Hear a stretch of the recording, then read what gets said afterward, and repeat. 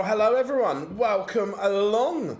We are ready to go once more, second session of the day. And how are we all? I hope we are all good. I hope everyone had a nice break.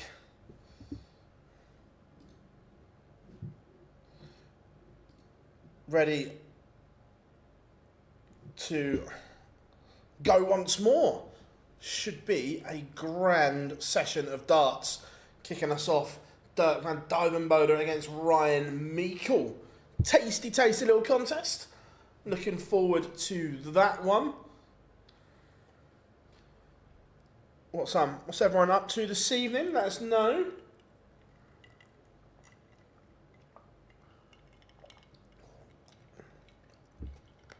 An ice cold blackcurrant and soda hits the spot. How we doing, Chris? How we doing, Daniel? How we doing, Daryl? Good to have you all in. Swiss Phil on the stage, waiting to go.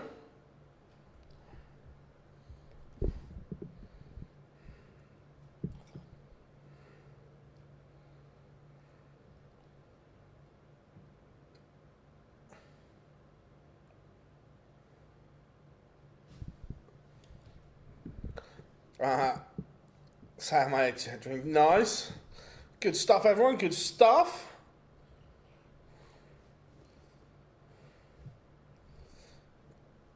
Ryan Meikle wins the ball and will throw first.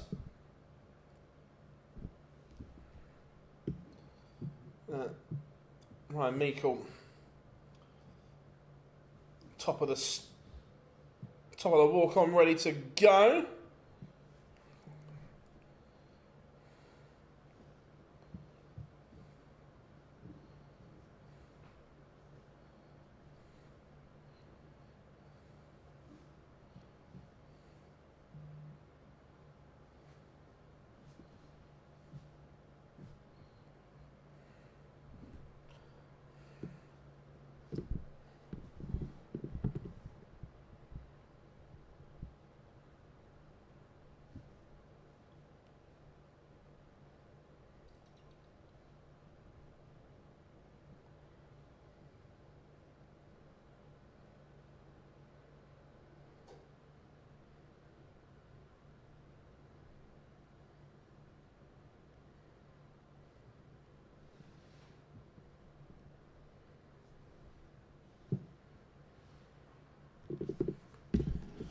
Currently having a Marksman's Park take.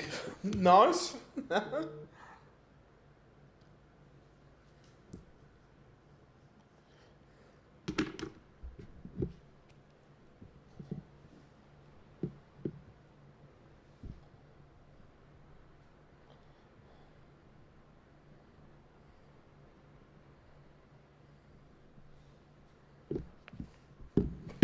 Oh, the Aubergenius, it's painful.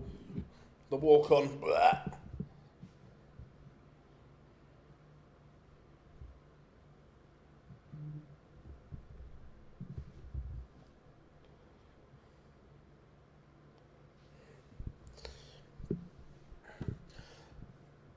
I don't know, just want some rest and relaxation. I love Dirk's passion and so on. It's just a...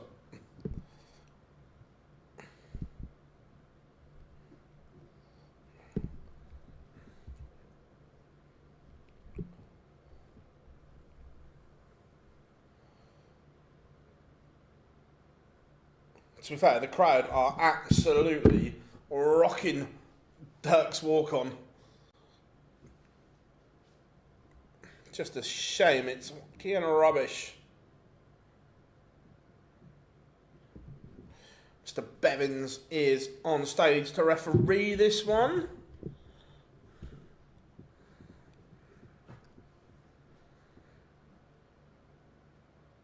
Daniel, just me and Dan.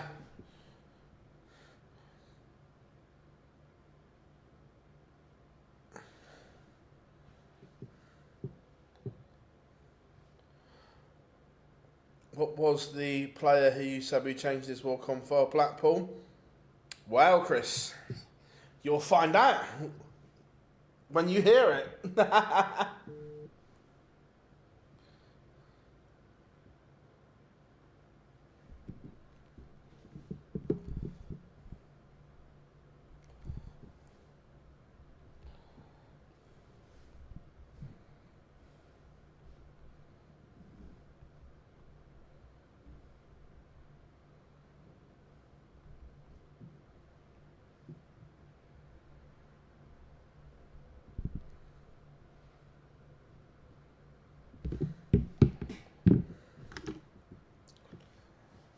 Right, Meikle, gonna have a look at what equipment he's throwing. Just change manufacturer.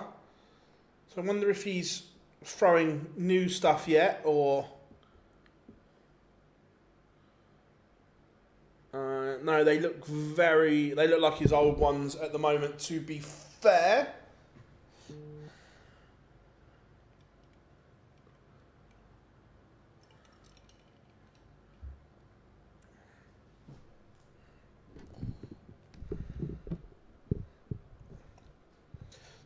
Good start here from Ryan Meikle.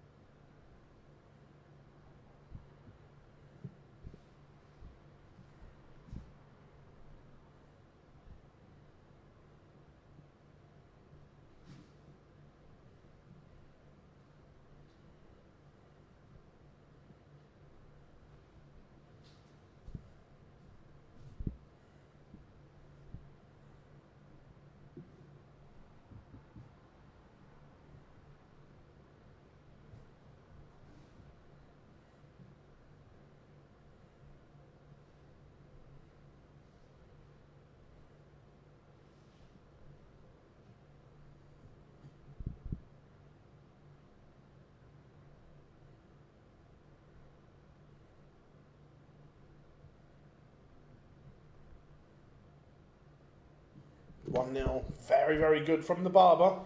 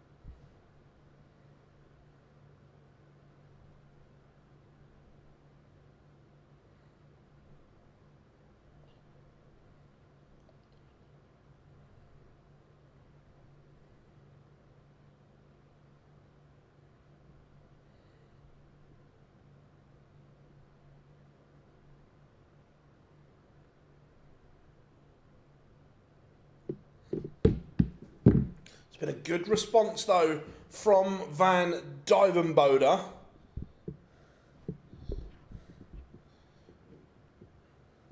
Meikle's tailed off considerably from leg 1 to leg 2.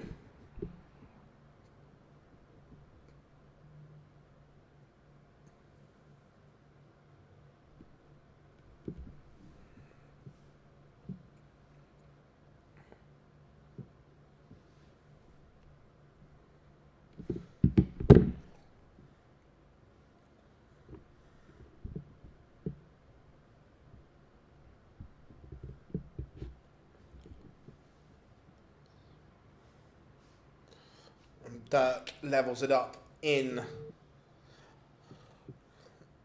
Basically we've got an implosion in our Sunday morning football league, which we're trying to sort out at the same time. So literally, I've not left here because I've spent the last 2 hours trying to sort out football shit.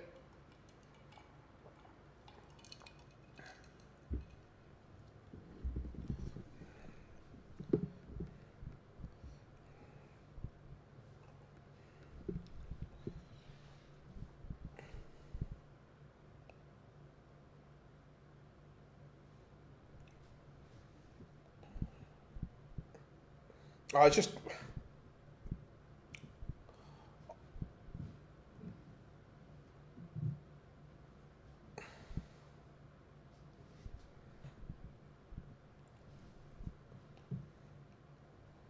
No, don't worry, God will be back soon.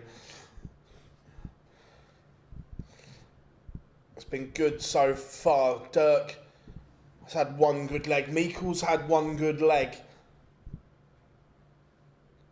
Teams not wanting to play in the top division.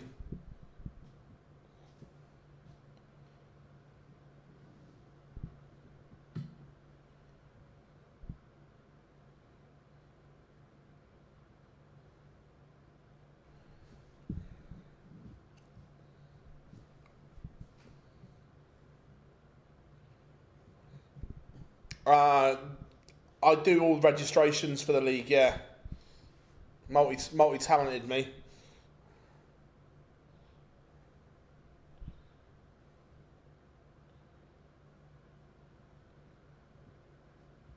Yeah, but then they pull out is the issue.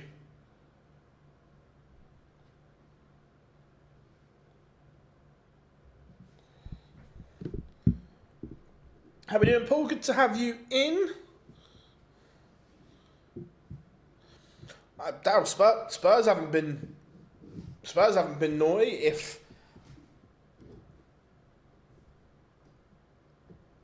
If Morgan Gibbs' White agent chooses to leak what his release clause is, it's not our fault. Well, Dirk Flowers to deceive. If in Holland and playing in front of a crowd, it's tough not to. Look, I just think that Dirk is. I genuinely think he's one of those players that just needs. He's close to igniting and going well again. He's not a million miles away. I genuinely don't think he is. After the injury, he's close. How we doing, Rachel? Good to have you in. Always a pleasure. How do I rate Gary's form over the last couple of months? Up and down. I wouldn't say he's been brilliant. He's had some brilliant moments, but has not been consistent.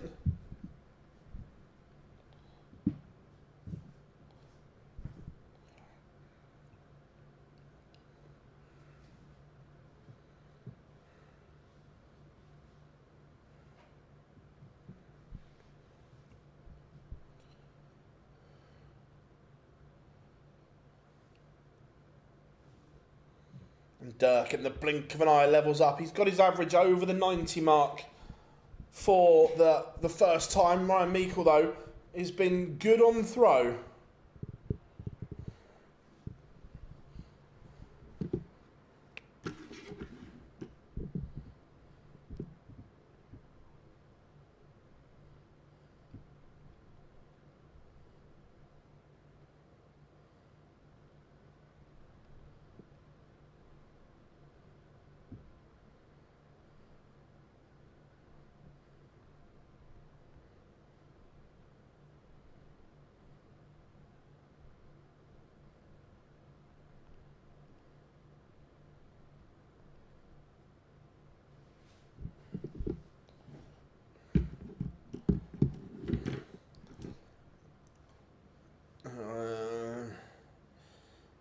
That's because he hasn't practiced, I think.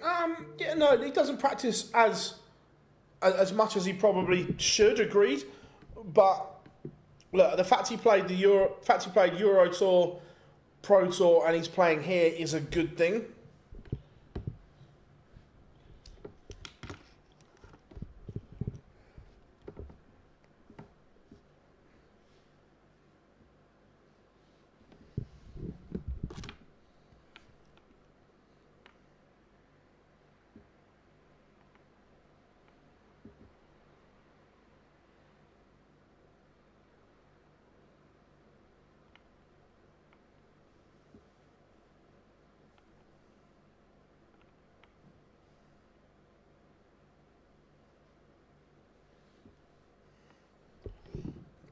Rob, it is ridiculously warm. And that's Ryan Meikle can find treble 18 ball to get him out of jail here. Dirk is going to get a look at a break of throw. How do you rate many of the... Yeah, too many of them fine. Don't know what sort of season Liv are going to... I don't...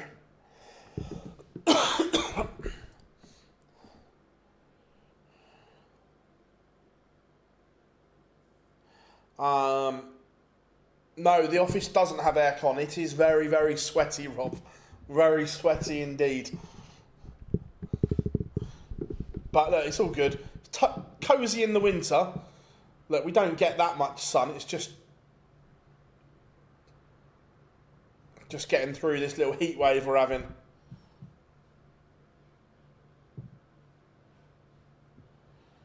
No, not Q school for me. Who do you think is going to win the World Match Playing World Championship? World Championship, it's too far away. Too many variables can happen. Form, injury. So the World's thing, but my 4 for the match play. It's not very exciting. Like, you can never count off Luke and Luke. Personally, I personally wouldn't back Littler for the match play because of the price. I think the price is too short. I'm not going to say he's not going to win it, but there's no value in his price. So Luke or Luke, Gezi or Gary Anderson would be my 4. Not very exciting, but I think they're most likely.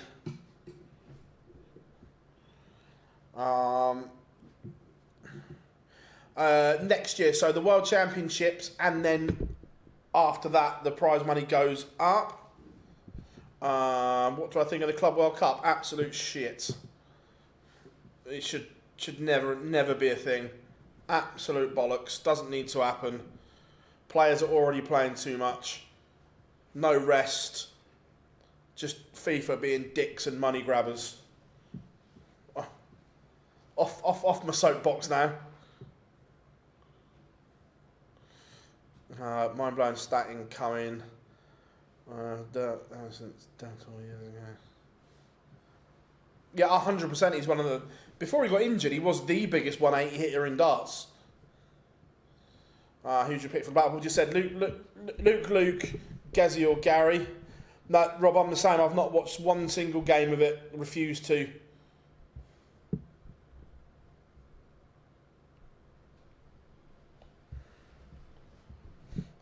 It's just absolute bollocks.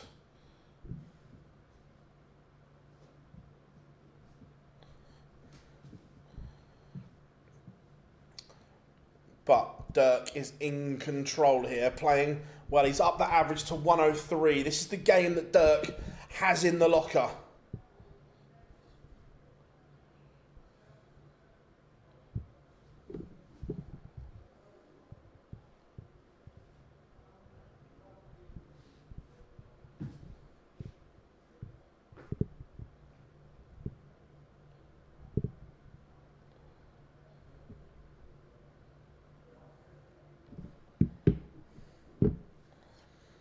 PSG are miles better than Chelsea.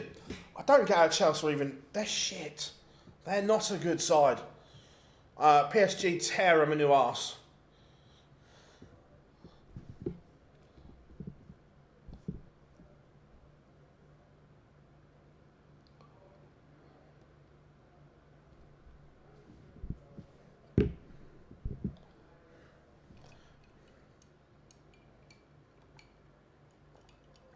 Dirk 66 for a double break of throw. Van Duijvenbode doing Van Duijvenbode things right now.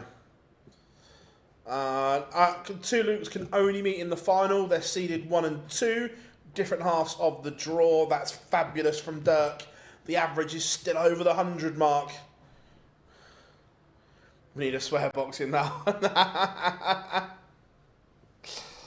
Ugh. Good job the DRA can't find me in there.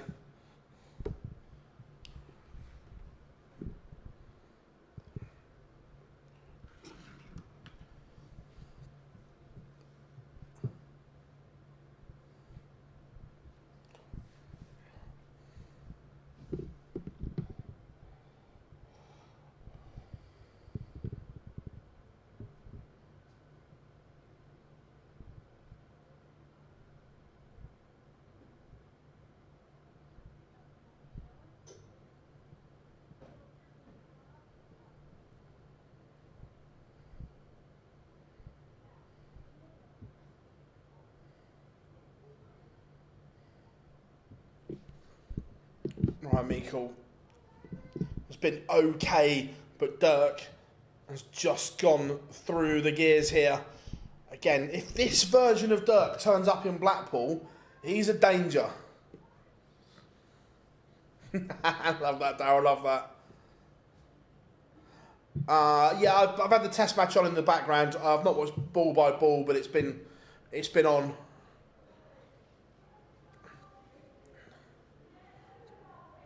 Look, we weren't great with the bat this morning, but we've done okay with the ball.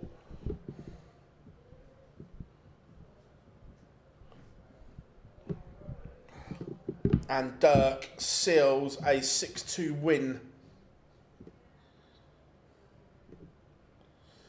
Very, very good from Dirk. 105-31. Statement sent by Van Duijvenbode.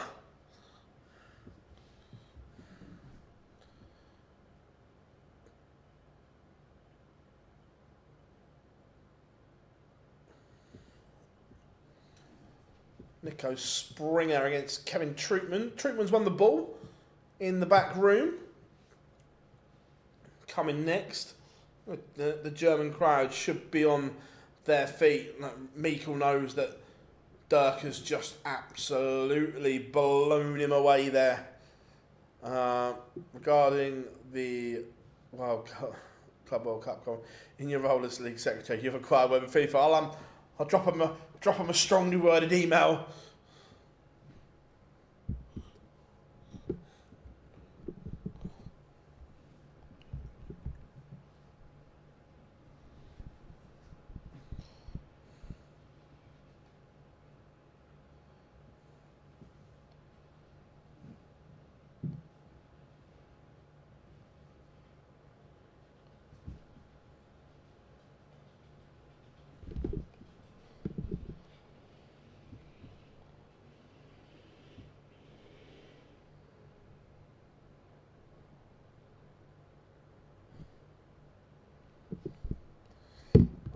For Chelsea to win the Champions League, not a chance.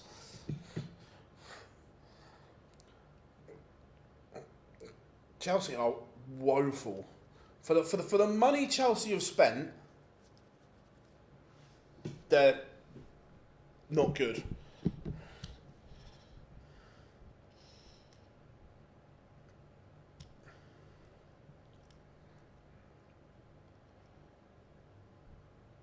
Dirk smiling away on the stage. He knows he's just played well.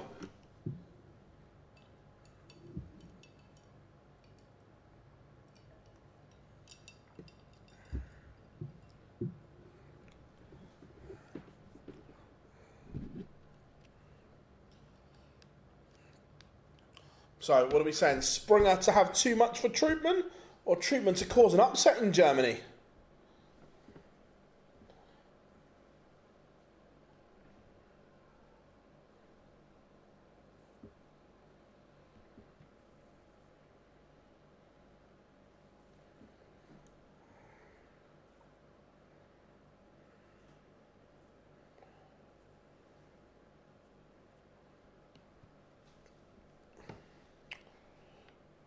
Dirk's average for the last 5 legs was 121.2. Great stat there, James. And look, that's the level that Dirk has in him.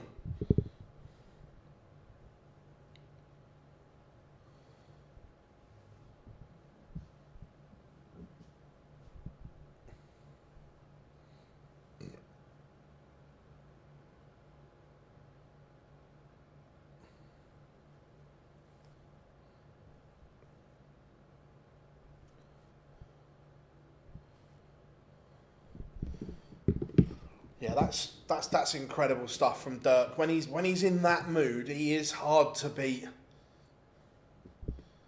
And if he backs that up across the weekend, he could have a title to his name.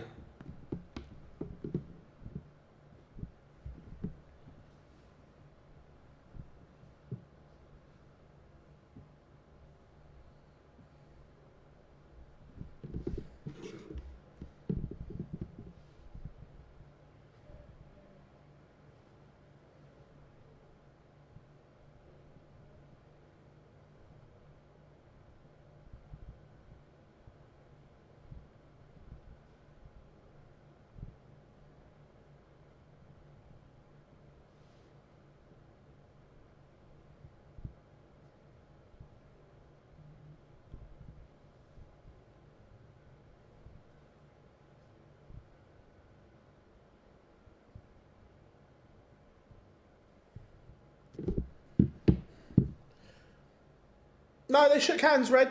I was watching it. They shook hands. Ryan, you could see he smiled at Dirk and said, "Well done." That obviously we can't hear what they're saying, but his expression was, "You've played well there."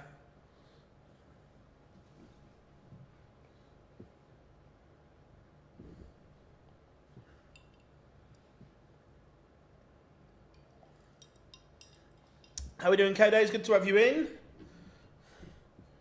It's a pleasure as always, whatever you are doing this Friday night. Rachel, I am a Spurs fan for my sins.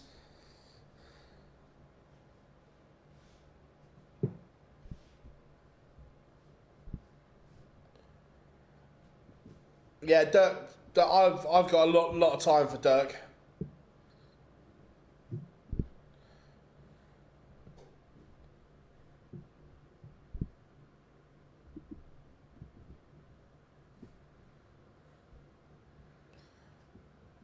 Feels a big ask. Yeah, no. For my sins, I'm a Spurs fan. My name is Charlie. Cool.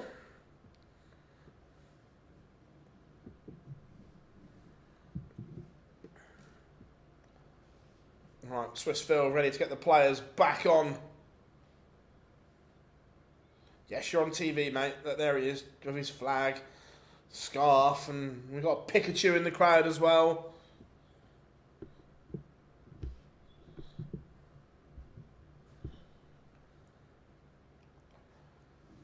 But Troppmann coming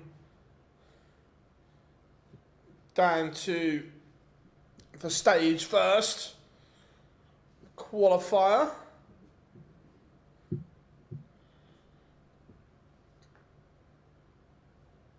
Nico Springer should win this one, but if there's any complacency, it'll get found out. Didn't have the best of Pro Tours a couple of days ago.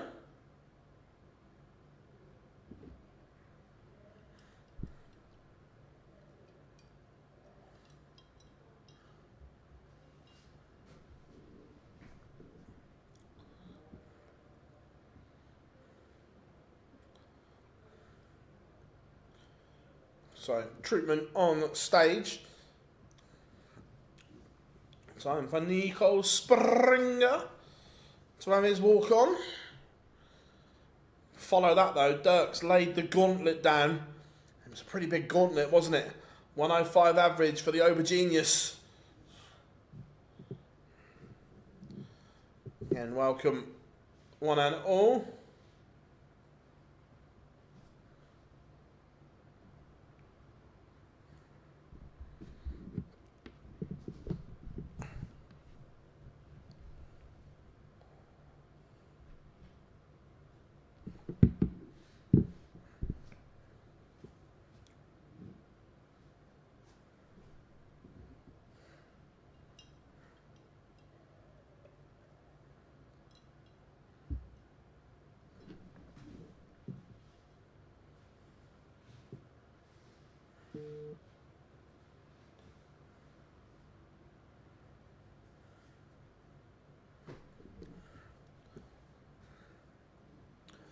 So, Springer, come on, stop signing stuff. Get on with it. Incredible player. So, yeah, at some point he'll win the Premier League again.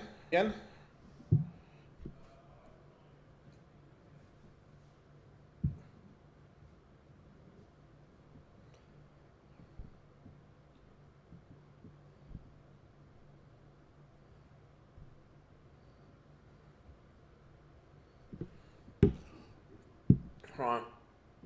German crowd on their feet for Springer.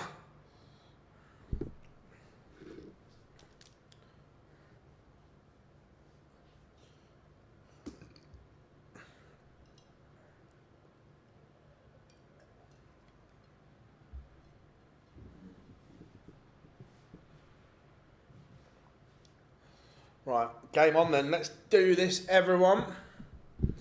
Game number 2.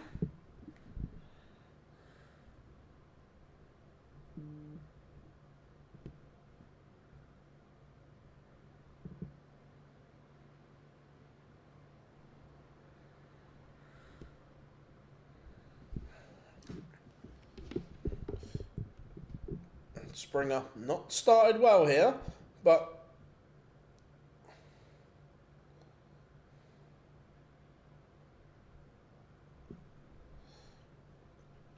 needs to get in the groove. First time I've seen Troppmann for a long time, and I was about to have a look at his action, but they went downstairs.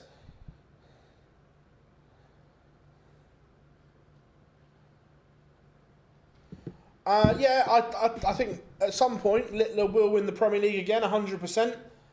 He's too good a player not to. Not sure I like the Troppmann throw, if I'm being honest. It's a bit jabby and a bit stuttery. But it's working at the moment. He has won the ball, and Nico Springer not firing on anywhere near all cylinders at the moment.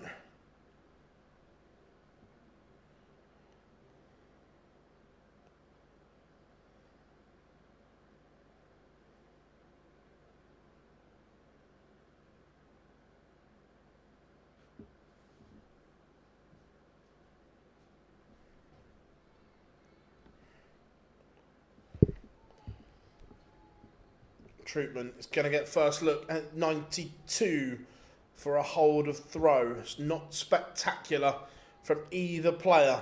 Neither one settled as of yet. Troppmann doesn't take it out. So Springer is going to get a look at 80. Only going to get one dart. If he keeps this straight. Tops for a break. And he misses. So Troppmann does return. Double 16. But he misses. This is a very, very scrappy leg compared to the game we've just had where Dirk illuminated that stage. This one is a bag of spanners. And it is a double 5 that comes to the rescue of Nico Springer.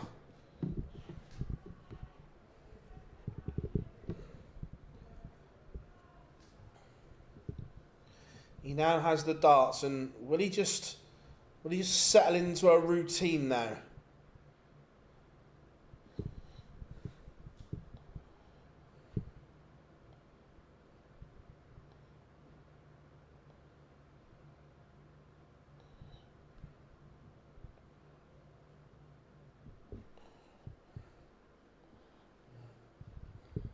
Just looking that way. Kevin Troppmann has been disappointing in that first leg, gifted his throw away. But Troppmann has found a maximum from somewhere. 180.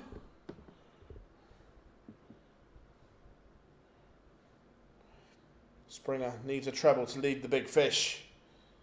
Can't find it. So Troppmann, with that maximum from kind of nowhere, has a break back opportunity. Where's he pulled this from? 174. What a setup that is from Nico Springer. If he gets a go. And Troppmann has missed again, so Springer, double 18 for a 2-0 lead. This is big. And it is 2-0 to Springer. He's looking. How are we doing, Nico? Good to have you in.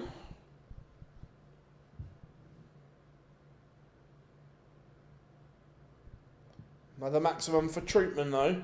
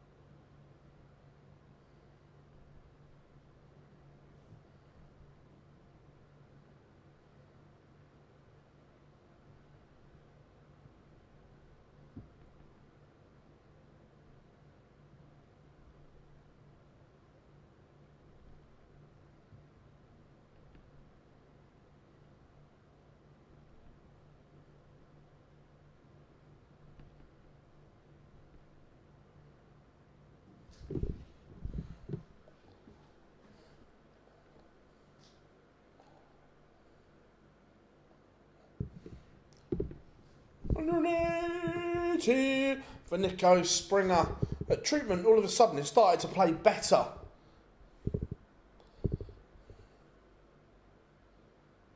But Troppmann has a leg on the board. He's pinned the 94 for a hold of throw. Finally hit a double. Doubling has been a disaster so far for him.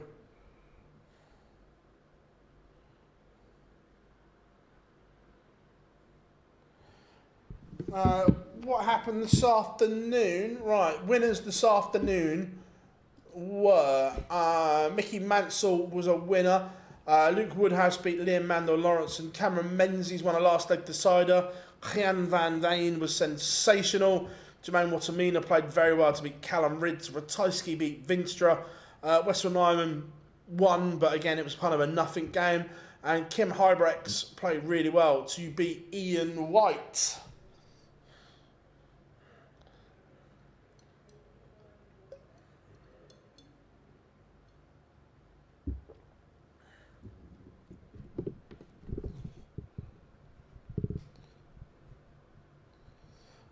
If you were a dart player, which tournament would you win? Everyone wants to win. Everyone wants to be world champion. But outside the world championship, it would be the world match play for me. The Winter Gardens is my favourite venue. The tournament is incredible. So look, everyone wants to be world champion, but outside the world, definitely the world match play.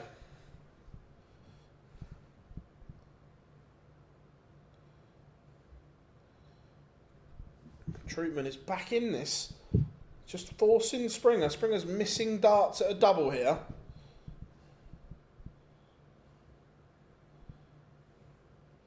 And he's missed another load. We saw Troppmann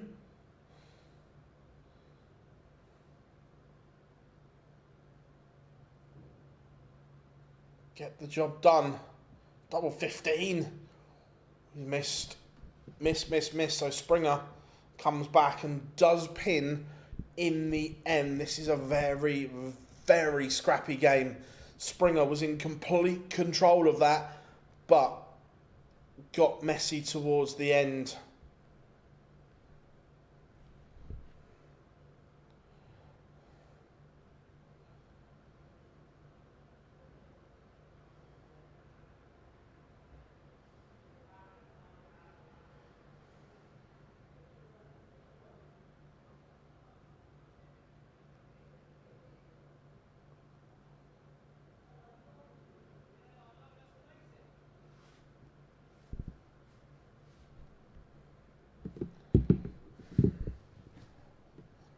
Springer is asking serious questions here of the Troppmann throw.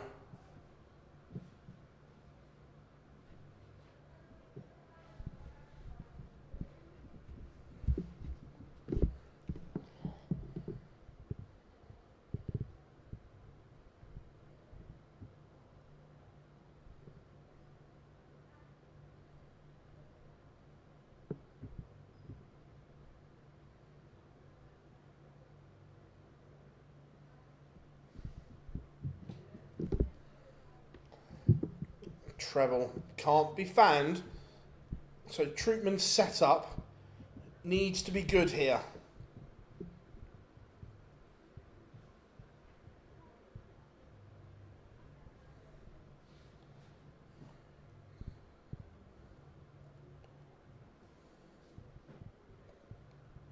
It is 4-1.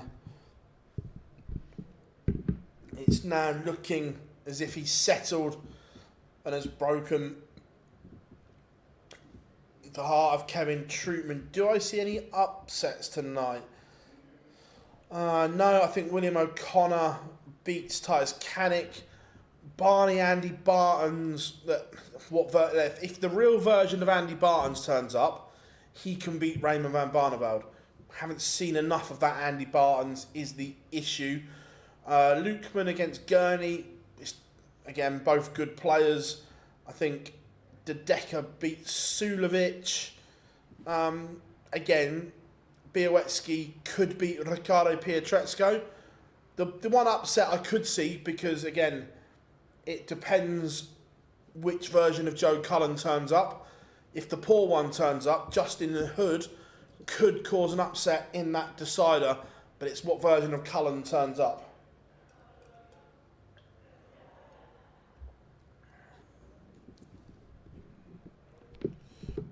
All of a sudden, Troppmann's just found a second wind here.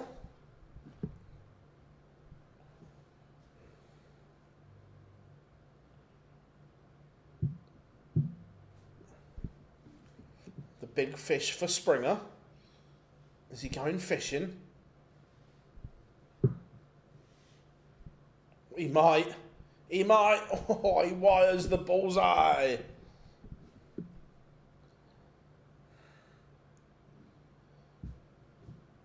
Troppmann is going to get one dart at tops to cut that gap. And he misses. So now Springer for a 5-1 lead. And he hits this one. Looks as if it's all she wrote. I don't see Springer losing 5 legs in a row from here.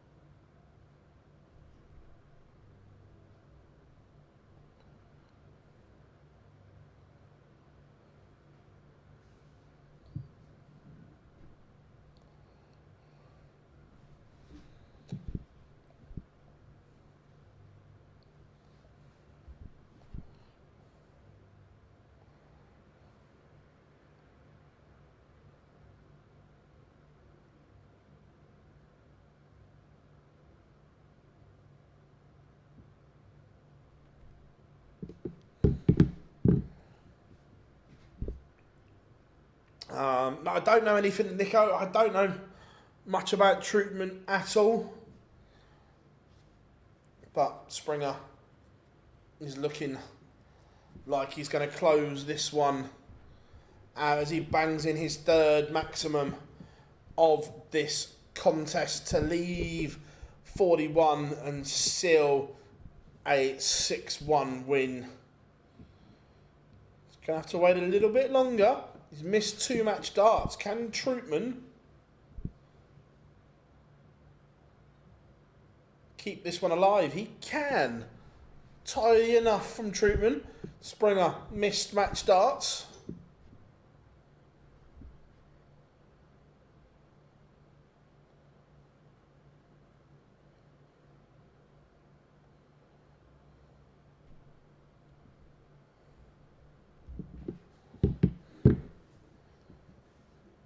Still an awfully long way back for Kevin Troppmann.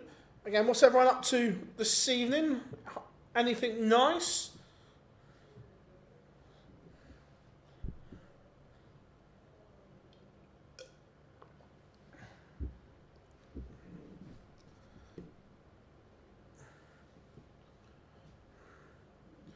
Watching the tennis, nice. Always good, mate. Always good.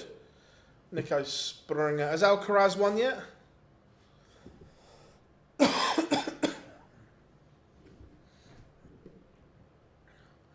Troppmann with a maximum of his own. Nico Springer can't find treble 17. So leaves 79. Troppmann, big tongue topper. Would you be interested in helping promote a startup dart brand? It depends on a few things. Depends on what it is and if it conflicts with already brand and sponsorship deals we already have. If it doesn't, then we can look at doing something, 100%.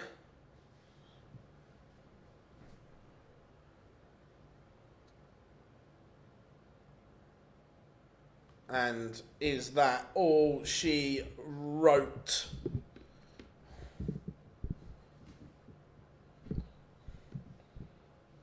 Nico Springer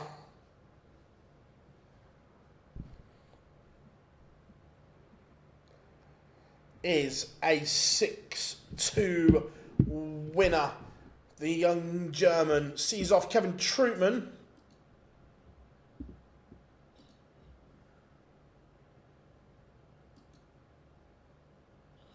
Coming up next, William O'Connor against Titus Kanik.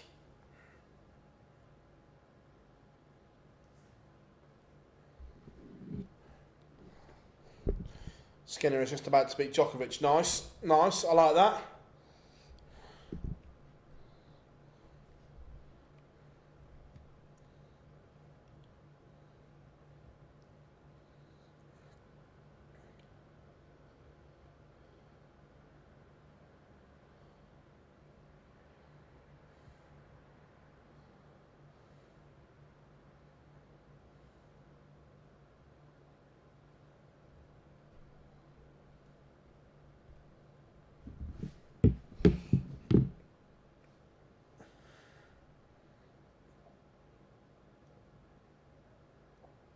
So, what are we saying? William O'Connor has won the ball against Titus Kanik.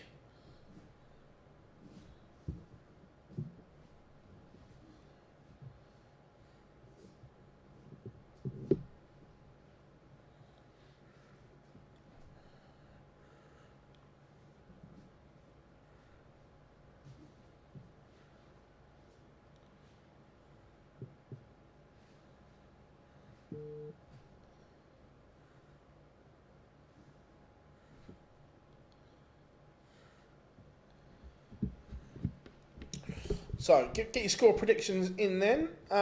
Who do you think is going to hit a 9? Oh, there could be a few at the match play. On that big stage, if the crowd is rocking, wouldn't surprise me to see Littler at 1, Gary, Luke, Gezi.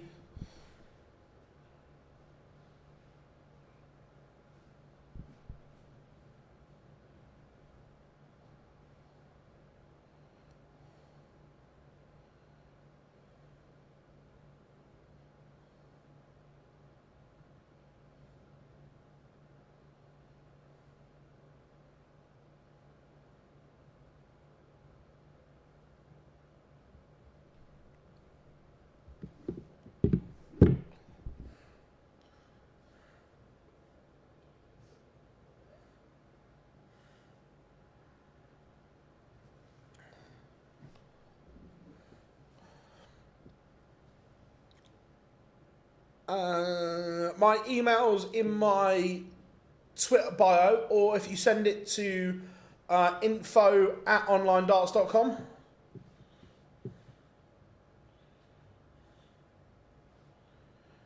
Kanik for me, let's go shock.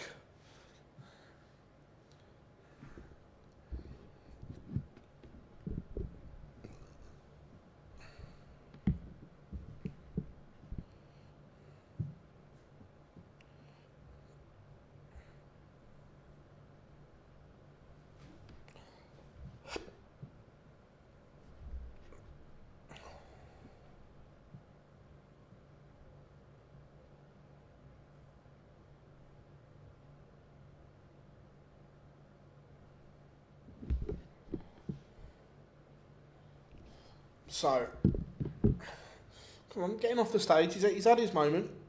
Let's let's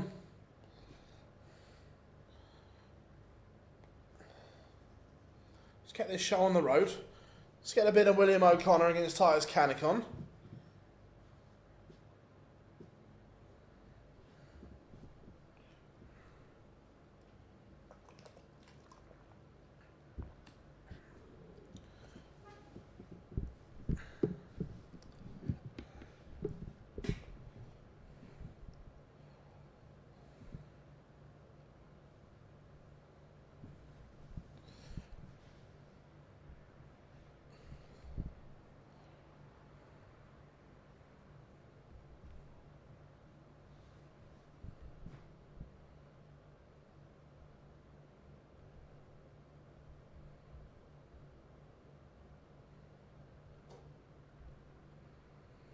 Right.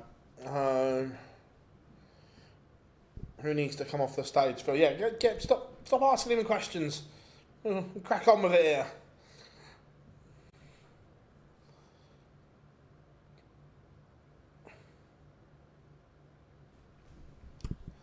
Right, they've gone to the break at last. So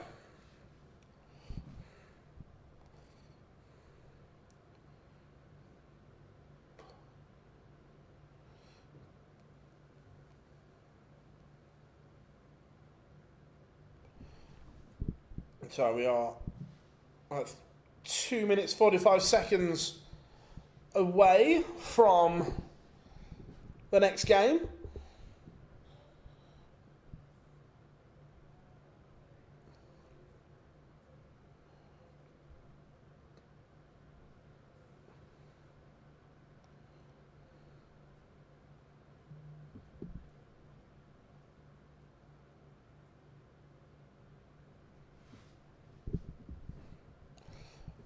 What's the average for what the last? If the average for the last game, Nico Springer averaged 90.83, Troppmann 88.97.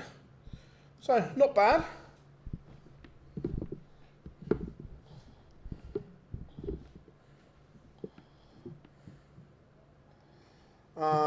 No, sadly not MODUS.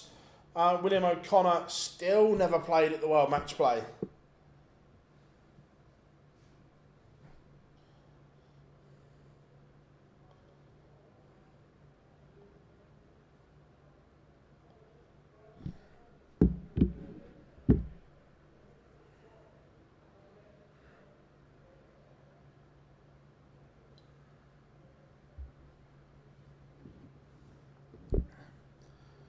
Yeah, I know. It's considering he's won a Pro Tour, got to two Euro Tour finals.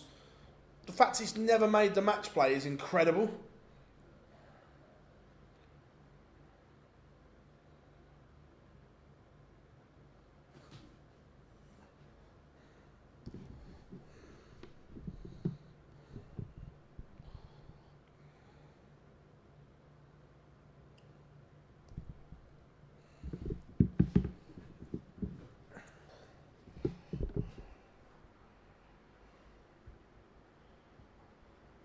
What's everyone's thoughts on Littler, Searle, Barr, Josh Rock? I don't think there's a worse draw for a seeded player.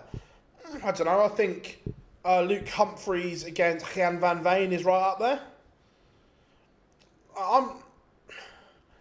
Don't get me wrong. On his day, Ryan Searle is incredible.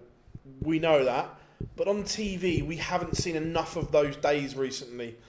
I actually don't think it'll be competitive. I think Littler wins comfortably. Yeah, Cullen's just one of those, he turns up at the Worlds. I think he makes the Grand Prix this year. We'll be talking about Willie. Yeah, he's only $7,500 off. That's doable.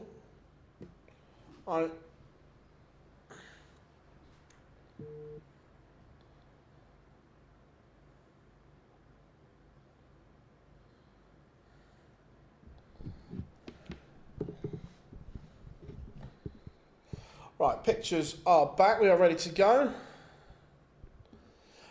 Possibly Meikle, yeah, but I haven't seen enough good darts from Ryan Searle this year to make me think he's going to be competitive against Littler.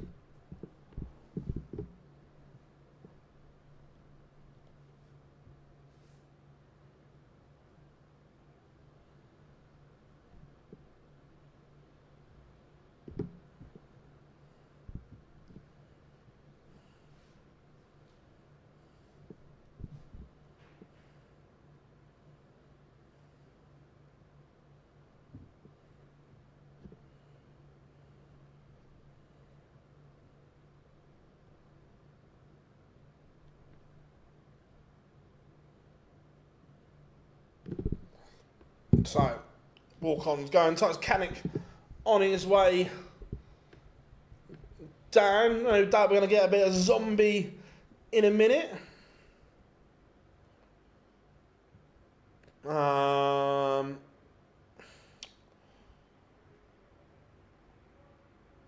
Did I hear the Grand Slam? Yeah, the Grand Slam's going to change next year, going to 48 players. This year, still the same, but next year, yeah, it is going to change. Yeah, look, I agree that Van Veen's still a youngster, but I think there's a potential for an upset there if he can play the way we know he can. But that's an if, I agree. How are we doing, Tom? Good to have you in. What's up, Rachel? Just Phil. Yeah, look, sport is all about turning points. It's that doing it once and knowing once I've done it once, I can do it again. The same as, remember when Gerwin Price's record against Van Gerwen was it 18 losses and 1 draw maybe? He couldn't win, but once he won that one, he was fine.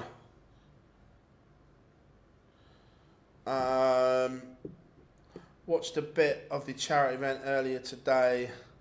Tony, John O'Shea taking part 24 hours, Mazda 1, nice to see darts. Yeah, 100%, really, really good. I agree. Do you think Raymond is going to beat? No, I think Michael Van Gerwen batters him. Raymond's not won a game at the match play since 2016, I think. I think Raymond's past his best. What do I think of the draw for the match play? There's a few good games, games. I think the seeds got away with it. The potential shocks that we could have had, the potential matchups didn't happen. Where's it all gone wrong? Look,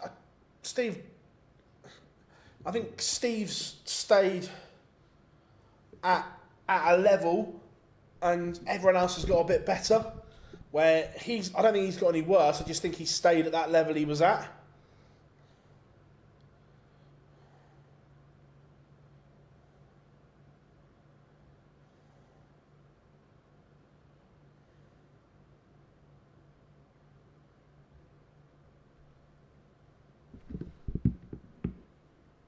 Right, we are under way.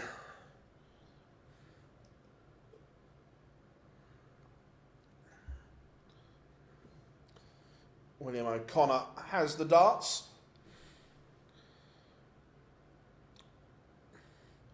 Titus Kanik with some serious boots on there. Who's playing tonight? Obviously, so far we've had Dirk van Duijvenbode win Nico Springer. William O'Connor underway now against Titus Kanik. Then we have Raymond van Barneveld against Andy Baetens. Daryl Gurney against Martin Lukeman. Mike De Decker against Mensur Suljovic. Ricardo Pietreczko against Sebastian Bialecki. And Joe Cullen against Justin Hood. So after this game, they actually look like decent games. Competitive games, which is good. Which is what we want.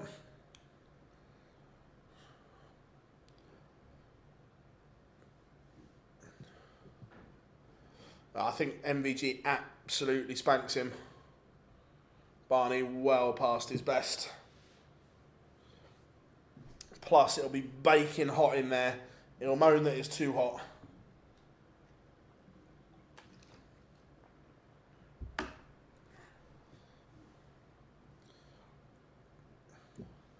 But O'Connor looking for treble 17, can't find it. But Kanik not on a finish, so Willie just has to set this up.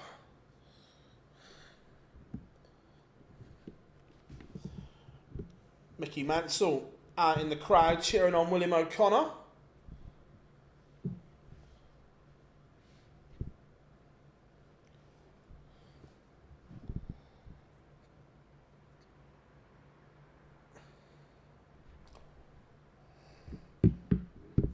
Thanks for letting me know. It's not easy.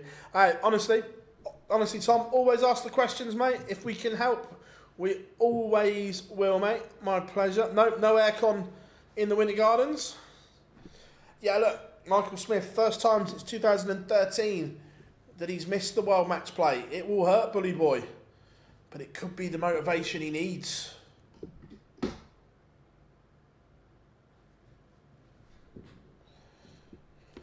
But needs to get back to something.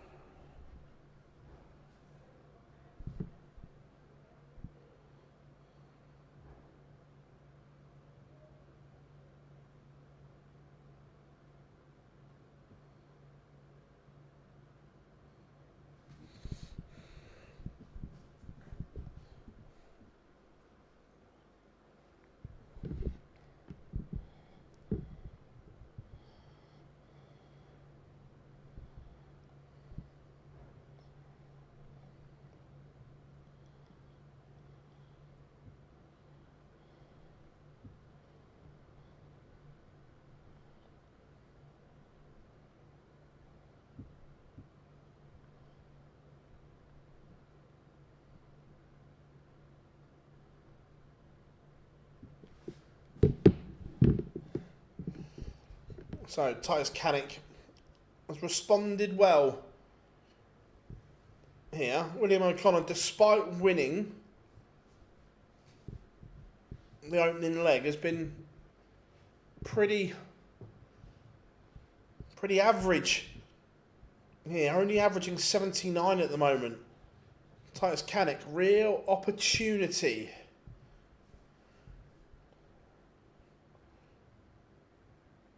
Michael Smith's defending 15 grand from 2 years ago. So in the grand scheme of things, it's not a lot. He's kind of got away with it.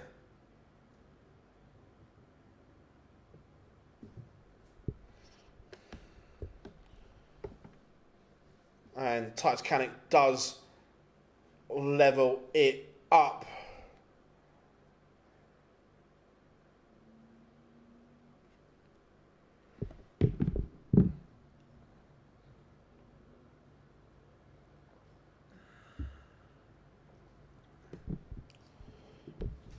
O'Connor just not scoring heavy enough. At the moment, only had 2 visits of a ton or more in this match as we go into leg 3. The scoring power from Willie is not there.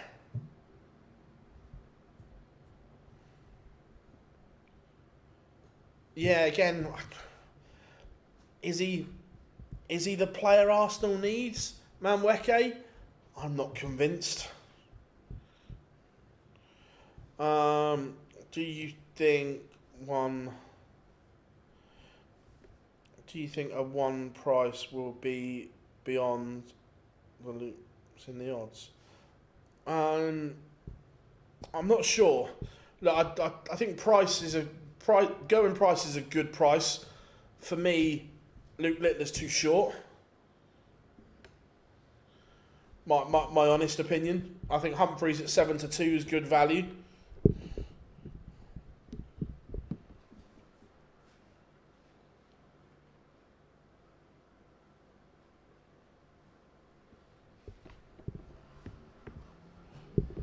But Titus Kanik is making a move here on the William O'Connor throw.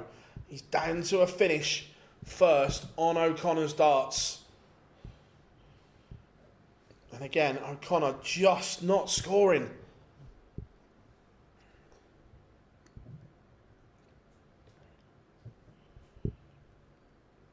Kanik's got 6 to win it from 141.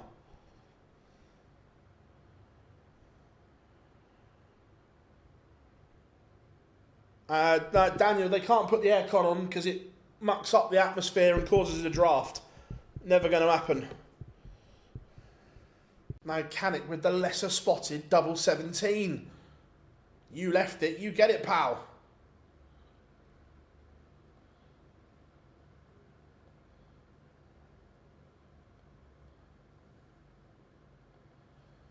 Splits, does he hit?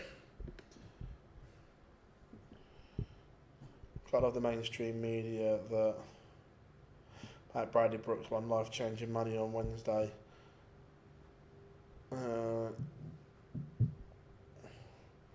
After everything. 15 grand is still his biggest paycheck. I get your point, Chris, but technically they're right. It's his biggest paycheck. 4-1 with 365. Nice, James. I think that for the world number one to be 4-1, I think it's great value. Could be to some people.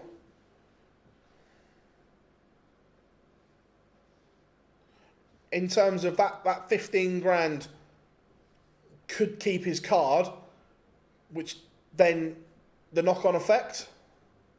So 100%. Chris, you're thinking like you, and as a darts fan, you've got to start thinking like the media and be able to spin the narrative. That 15 grand doesn't sound like a lot, but if that 15 grand keeps his card, helps him push to the top 32 and so on, you got to think like media. You've got to be able to spin the narratives. How William O'Connor has won that leg. He was second best in it all.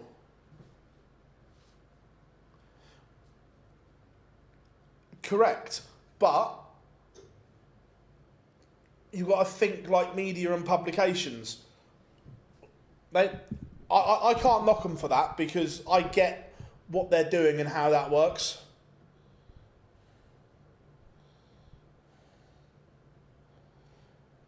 Yeah, but at the time, that 50 grand probably changed his life.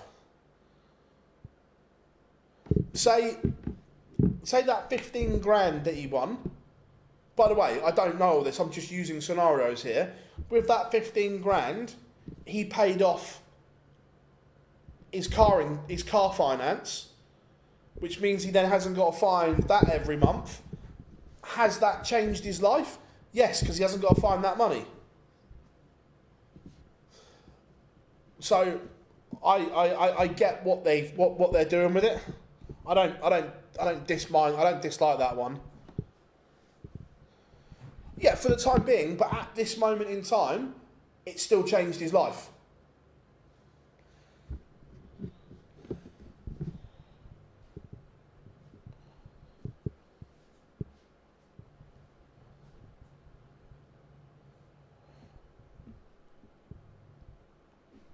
Kanik has levelled it up. Look, he should be 3-1 up. O'Connor, look, I like Willie. He's a top guy, but he's been dog shit here. He's finally, he can't find a 2 treble visit in 4 legs. I think maximum. Get the old Brendan Nolan chopper out.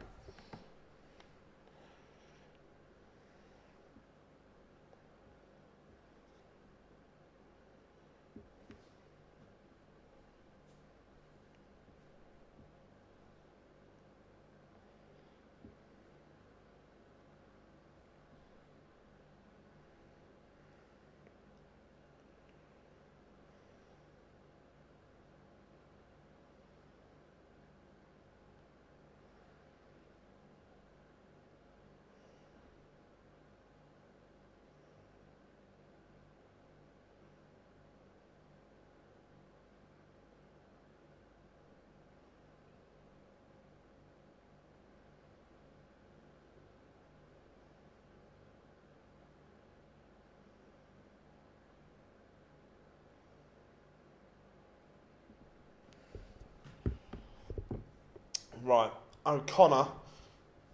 Sorry, I was just reading something.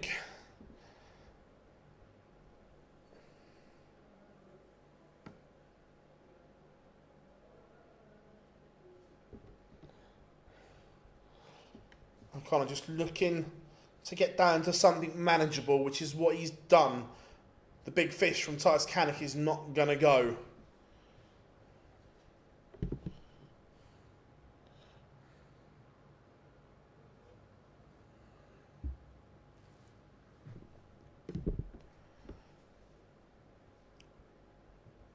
Tops.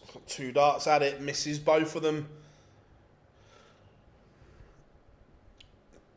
Again, it's just getting a bit messy, this game. And the 110 will not go from Kanik either. Doesn't get a look at a double, so second chance of William O'Connor. His finishing has been good up until now. Up until now. Oh, double 5, last dart in hand. Gets him out of jail.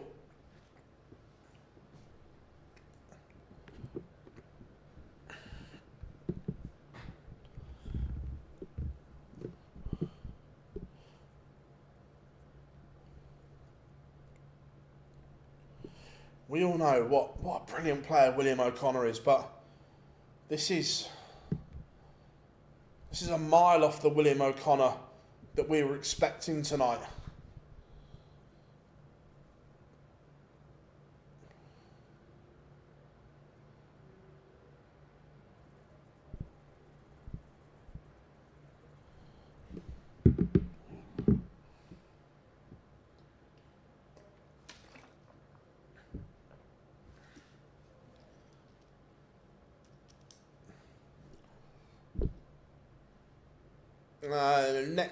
Week today.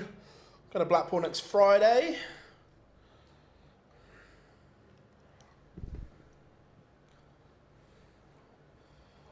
Again, O'Connor, I've never seen William O'Connor score so poorly. His doubling percentage is around 42%, but an average is only 79. He cannot find anything at the moment.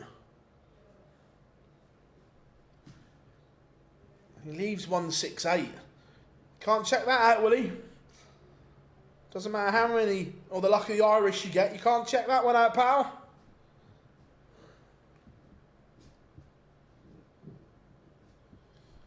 Not going to happen. So, Titus Kanik looking at double 16 to send us to 3-all.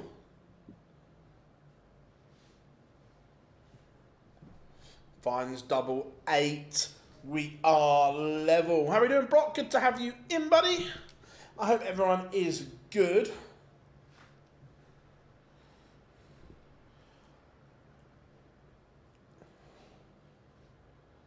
O'Connor just needs something here. Needs a spark to just get him into life. We know he's a top player. We're not seeing that at the moment from the Magpie.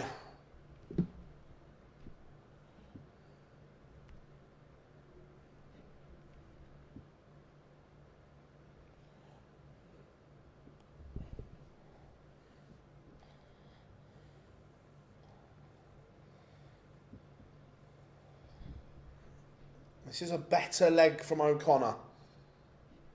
The first time he's not made a drama out of it.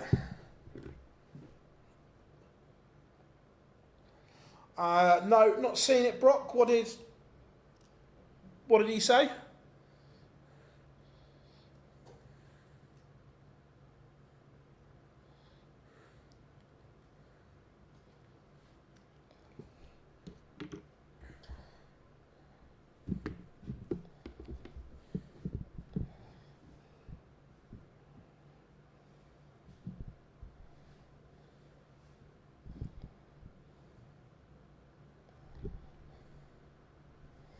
Tops for O'Connor to lead once more. This has been miles better in this leg from O'Connor.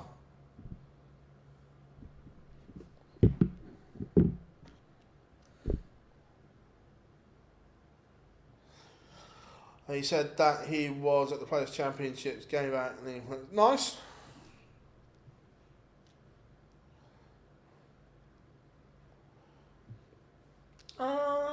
I get that to a point, Brock, but if you're effectively paying someone to do a job for you, should you be making all the effort? Look, some of them need to do more. I get that, but I just think that there's so much of a disconnect at the moment. Hopefully they can get it back. Tops. He's already missed multiple darts at it. And he is back in front, O'Connor. The doubling percentage has dropped to 23% now. But from this moment in, it is just win for O'Connor. Win and forget it.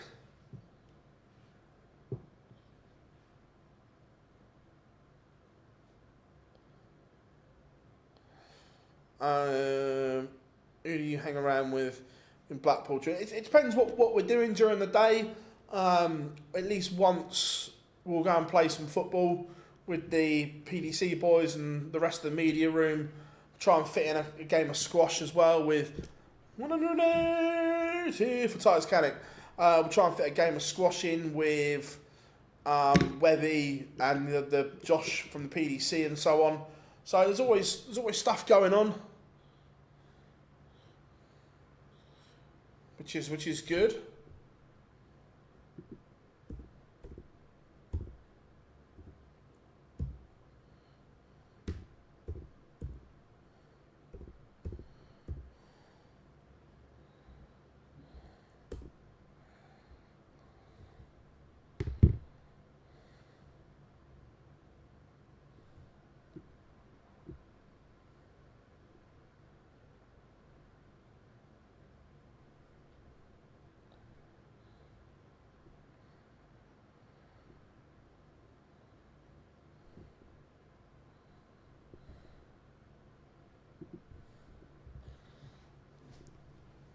Love another treble here to apply some pressure.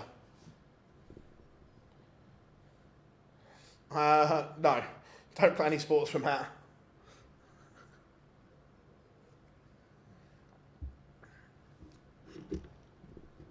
Yeah, it's all right to be fair, Darryl. Obviously, we get there on the Saturday, and then Sunday's a double session.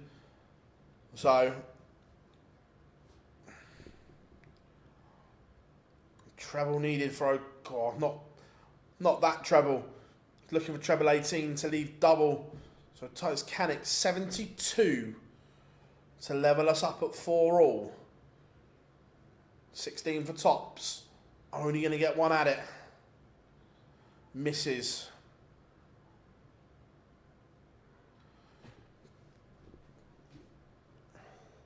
So 68 for O'Connor now. He's only going to get one. And that intended target is double 16. And he misses.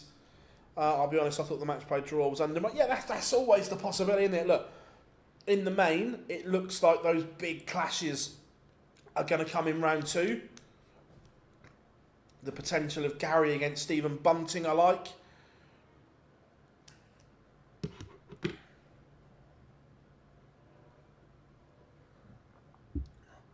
That should be good.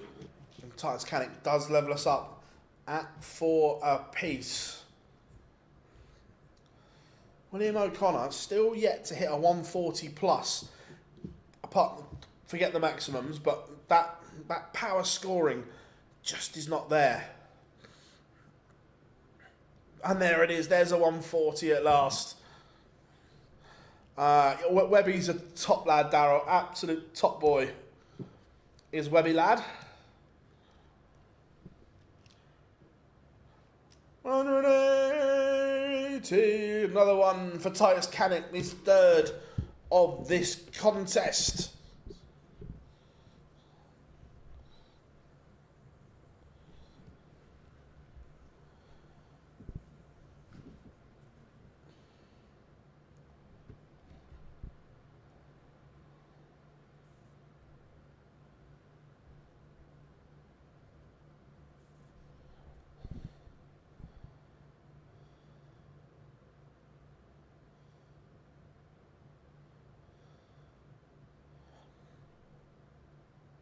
Yeah, I've known Shane for years.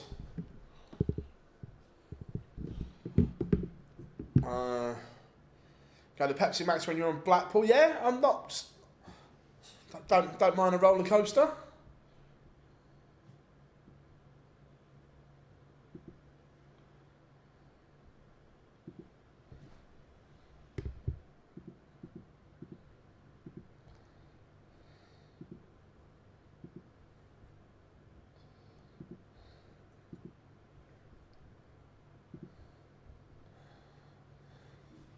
Yeah, he was all right back in the day. Not so great now, but he was all right. William O'Connor now 1 away from victory. To be honest though, Phil, first of all, hello. I'm looking forward to the match play. For some reason, I always love Blackpool, even on the telly. Look, can't wait. As well, look, Blackpool is my favourite tournament. It is just the most incredible tournament at the Winter Gardens.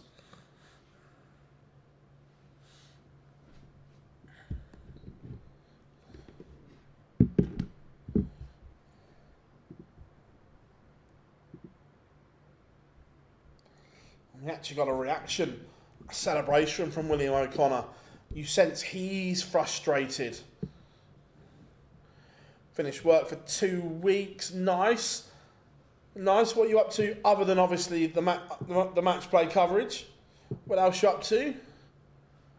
What are you watching on? PDC TV?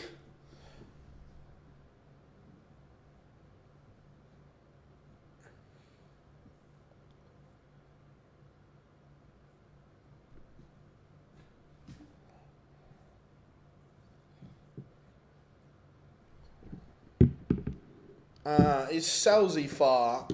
It's about an hour and 45 minutes, I think. Let's have a look. I think hour and a half, hour and 45 minutes.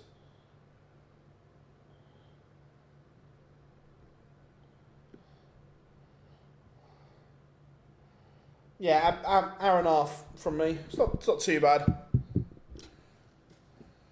Nothing else. I watch the Open Championship there, but I love a bit of golf as well. William O'Connor has missed match darts. He's had the chance to win it 6-4. Has not taken them.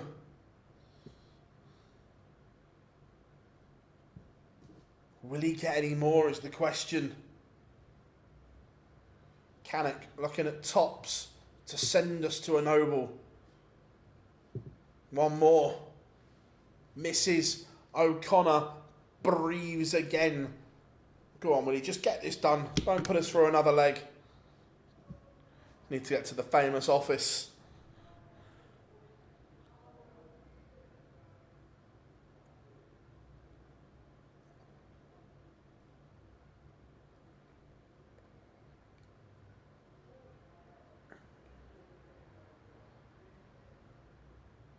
Madhouse. Last dart. He's now missed six match darts. It's a disaster for the Magpie. He should be off stage. He should have had it done, but he doesn't.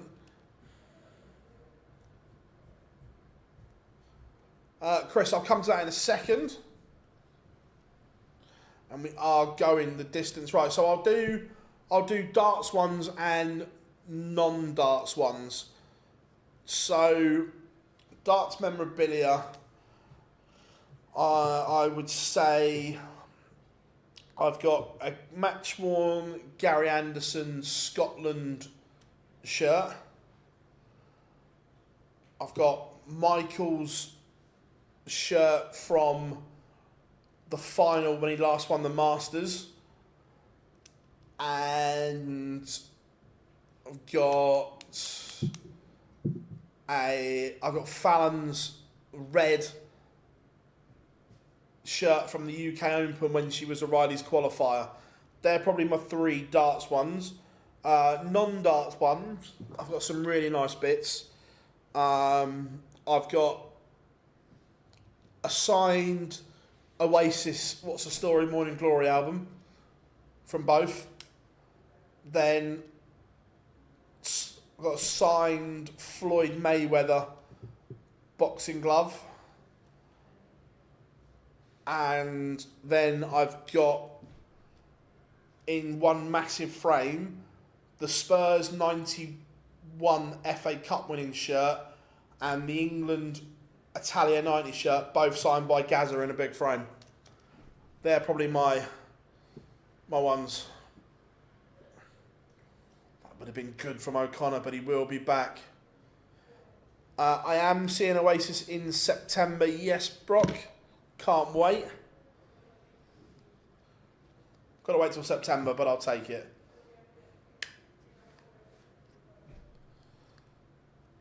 Oh, maximum, dead cat, doesn't matter. O'Connor is over the line. Look, it's one to forget from William O'Connor. But the important thing is he's won. That's the important bit. Matthews darts. I've got a set of Robert Thornton Matthews darts. Set of Phil Taylor Matthews darts.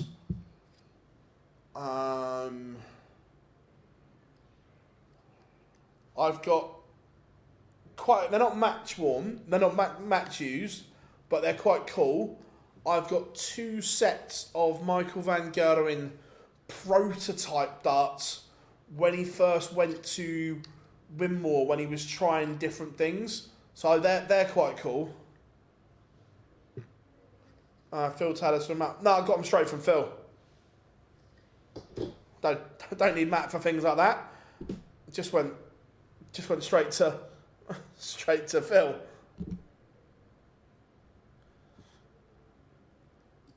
Right. We're going to do this. Coming next, you know.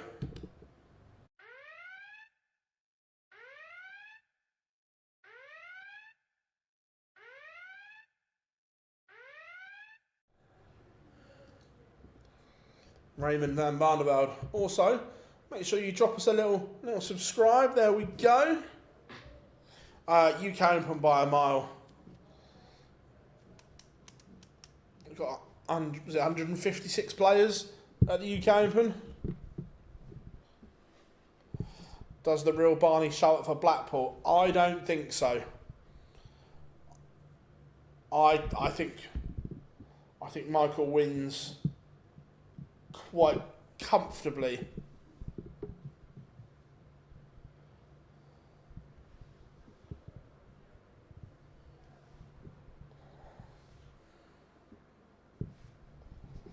I don't like Minehead, so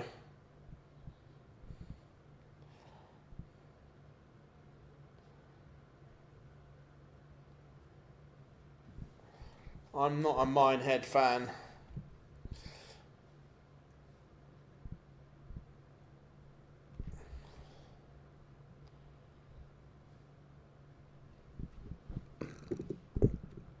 Move it to Bogner.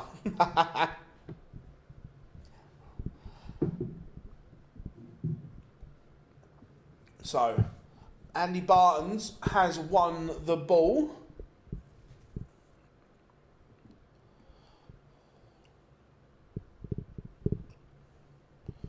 Against Barney, about 1 minute and 45 seconds.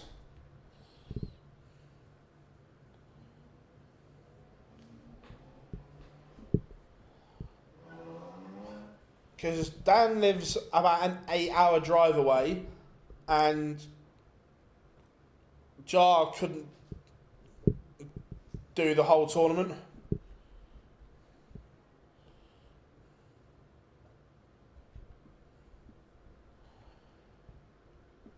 What's your favourite of the ITV against? As an event, the UK. I love the hustle and bustle of the UK Open. Look, I don't like the venue, but I love the hustle and bustle of the UK Open.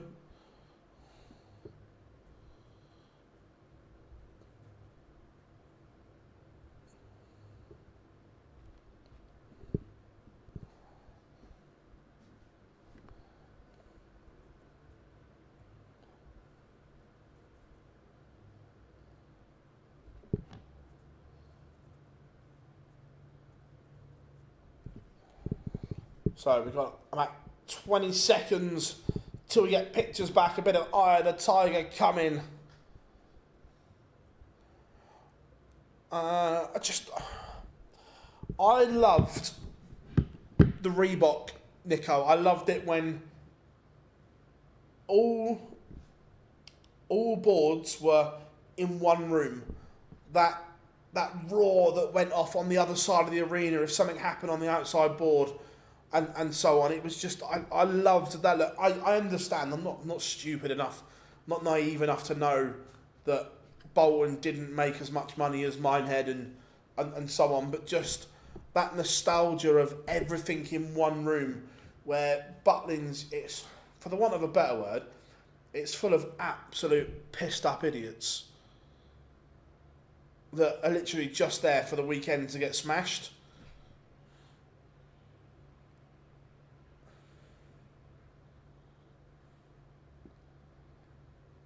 Where at Minehead you've got where it's all spread out, the trek between boards. You can't just nip there. It's like if your favourite's on one and you've got to try and leg it to another.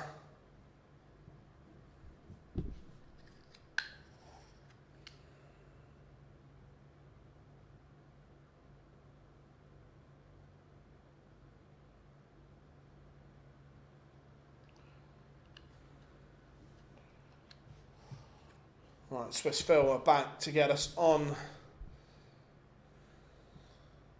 Yeah, look, I loved it when it was, you had main stage there, you had stage 2 against that wall, then across the back wall you had the outside boards, and just the cheers and the roars when something was happening. Everyone knew there'd been a shock or an upset. And Minehead is an absolute bitch to get to. So, geographically, Minehead is the closest to my house, geographically speaking. However, I can get to Leicester in the same time it takes me to get to Minehead. And it's only a little bit further to Wolverhampton than it is to get, and it shouldn't be. It is an absolute ball ache, Minehead, to get to.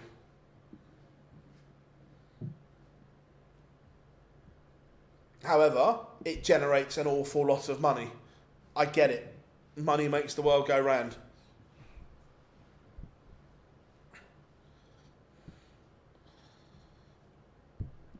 Andy Bartens on the stage. Now it's time for a bit of Eye of the Tiger. It's time for Raymond van Barneveld.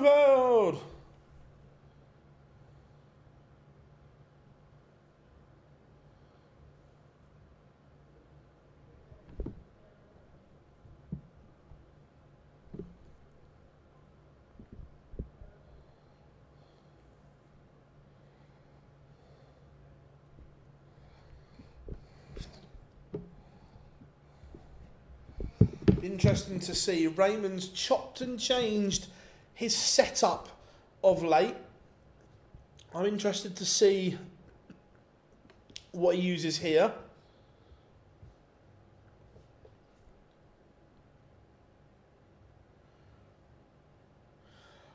Yes, we will. To be fair, I forgot. I'll set it up for tomorrow.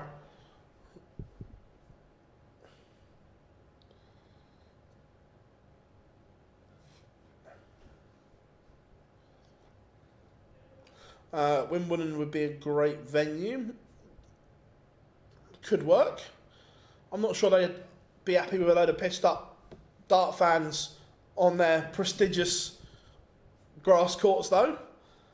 I do quite like your idea of fucking off Exeter for Belgium and then fully for... Yeah, look. It's... Look, and I'm not saying anyone deliberately loses a game of darts.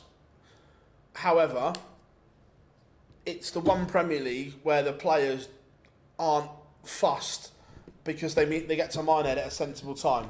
You never see one devastated that they've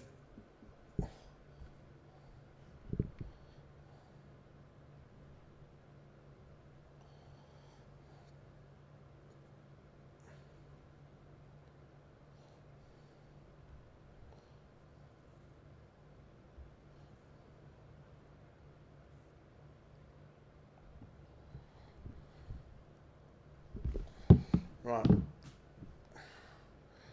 Barney's gone back to a traditional flight and stem. He's binned off the moulded flight.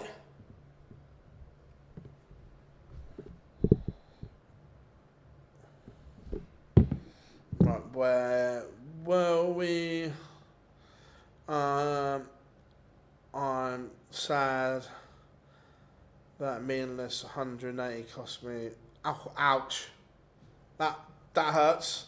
Andy Barton has taken the opener, and this is the beast that we know is there. Have the worlds at Wembley. The problem is, Stephen, the roof doesn't close fully at Wembley. That's the problem.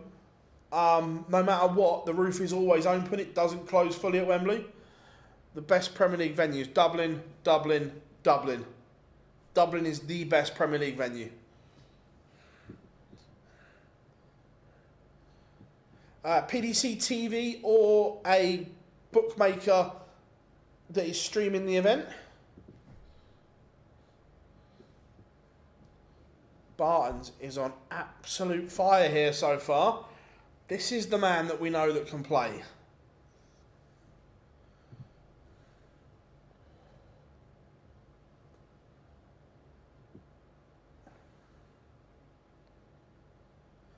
Leeds is still good, but for me, Dublin is my favourite.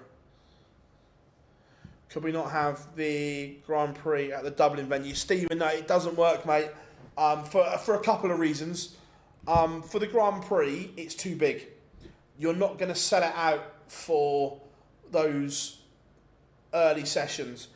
And the other thing, the higher cost of the 3 Arena is astronomical, my friend.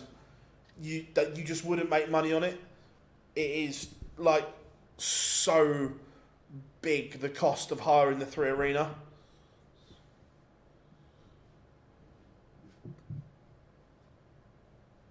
Barney looking at 25 to get himself back into this.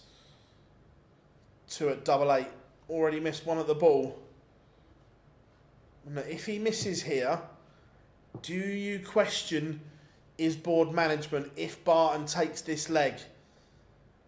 If he takes it, he does go back to the 170. Did Barney need to go for it? Should he have just plonked one in big 18 to leave double 16? Instead, he chose to go for the ball. Questionable decisions from Barney. Newcastle, Glasgow, Dublin, Leeds, Liverpool. So mine, Dublin, Leeds, Berlin,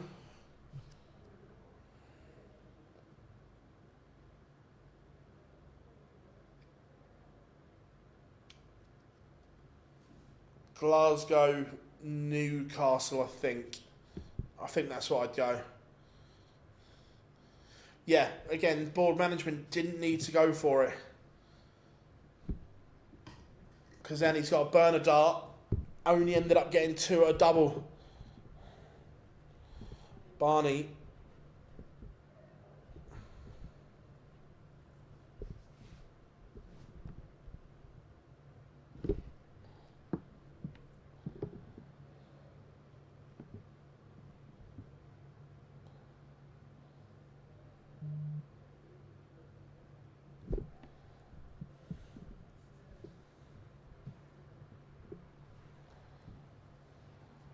Barney only averaging 76 at the moment.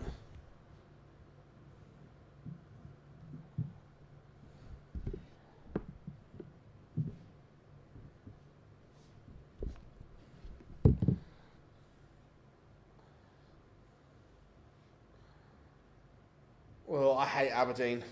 Not the city. I don't mind the city. I don't like the venue.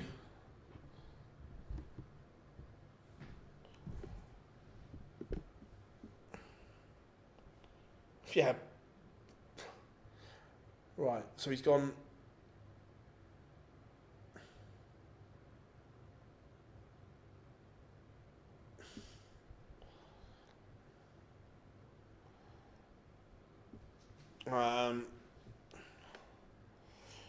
do we think they'll move away from Rotterdam? No, I think Rotterdam is still a staple on the calendar.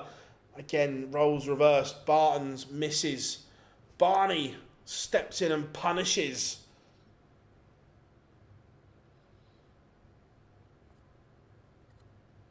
The 140 is crisp, it's clean, and it's brilliant from Barney.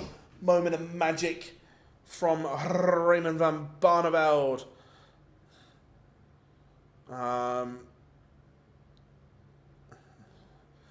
Always take the shot off. I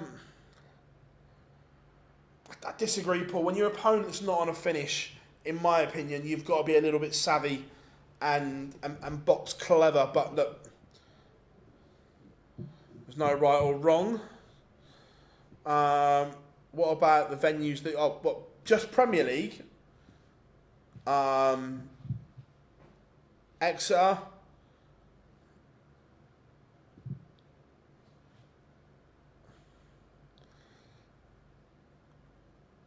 Aberdeen, Nottingham, Birmingham,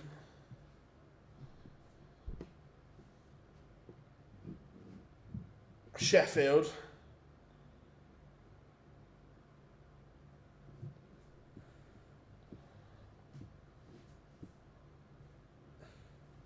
and Milton Keynes. I know it's not a Premier League venue, but I can't stand Milton Keynes. That's it, James. Yeah. Brighton's really small, so it's kind of compact. But Aberdeen, the venue's just not, the atmosphere's, look, it's a nice, shiny, brand new venue. So, of course, it ticks a lot of boxes. Andy Barnes 3-1 to the good, but the atmosphere is not as good as what the old JP Gas and Oil place was. Also, it's if you want to go from the venue into Aberdeen city centre, it's like €25 in a Uber. It's miles outside the city. It's literally 3 minutes from the airport, so it's perfect in that front. It's just, I'm just not a fan of it. And plus the fans were absolute cretins this year. I don't know. I think MVG beats this version of Barney. Liverpool Premier League's okay.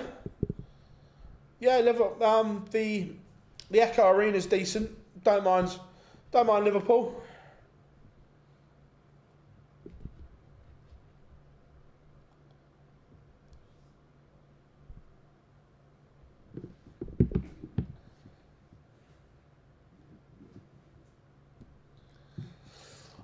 Lager or whiskey, you've always got to take a shot. I'm not a fan of either.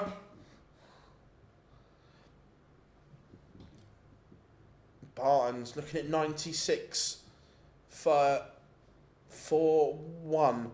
Yeah, again, I'm just not. There's nothing wrong with Nottingham. I'm just not a fan of it. I'm just not a fan of that ice rink type arena. But look, it does a great job. That's just my opinion. That I'm like,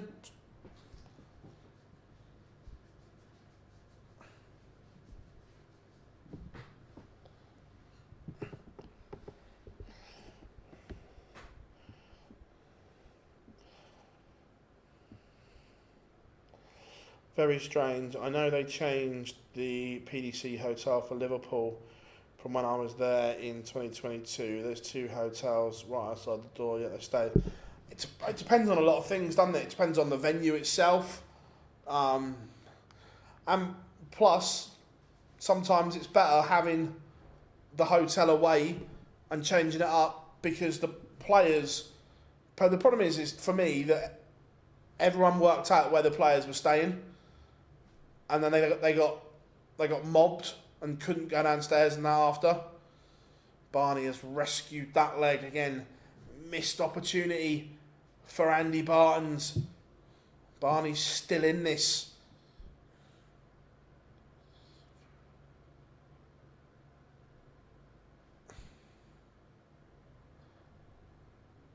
Pepsi Max all day, Nico. Barnes just under 6k off the world spot. I don't think, I haven't got it up in front of me, James. Would a world spot save his tour card or not?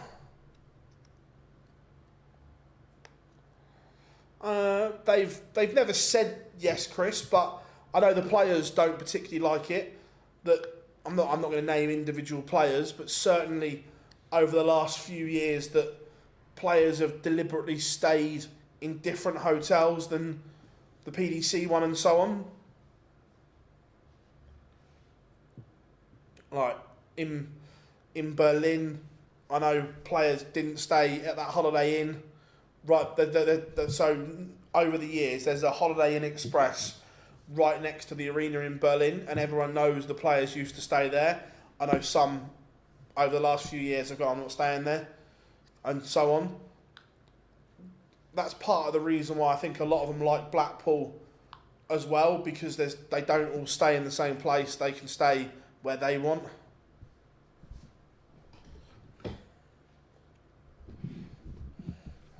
World spot would still keep him behind Nico Springer. Cool, James. Thank you very much. Paul, I haven't had a drink for 3 years, buddy.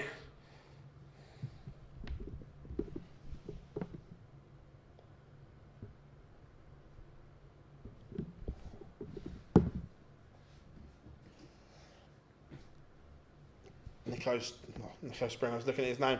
Andy Barnes, 4-2 in front. Barney, just 2 up and down at the moment. He's punished the mistakes from Barton to keep himself in this.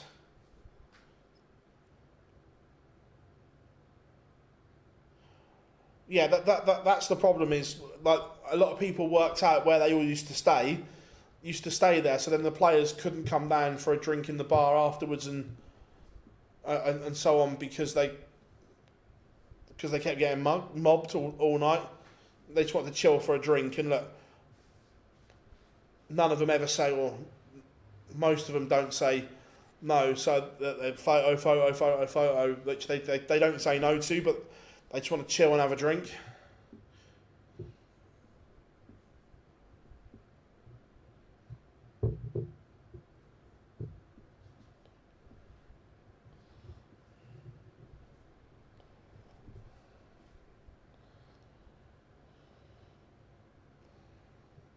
Like some of the other hotels have got private areas where they can. And there's like a private area in some of the hotels that they can just go and sit quietly away from everyone.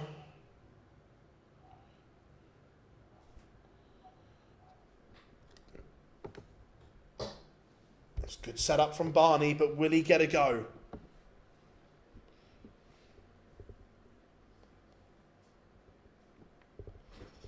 He will.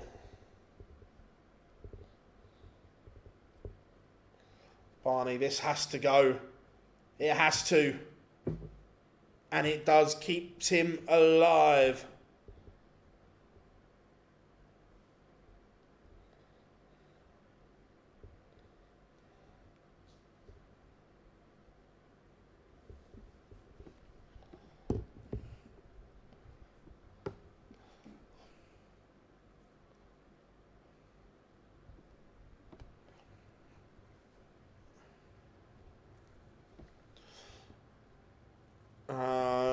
How far behind is the stream to you in real seconds? Feel like a minute. I like if you put yourself on YouTube now for a few seconds. So I'll tell you how far the stream is behind. 2 seconds. Right, Barney's just hit a ton. 1.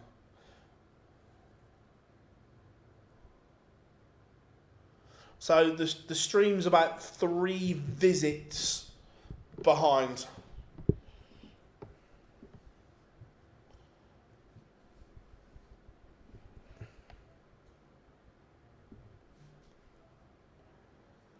Oh yeah, Maximus. Look, just doing like if you don't know, you don't know. That's not. But it got to the point where people had worked out where they were staying and deliberately booked and so on, and there'd be like loads of people outside, like the autograph hunters, trying to get him to sign stuff and everything as well.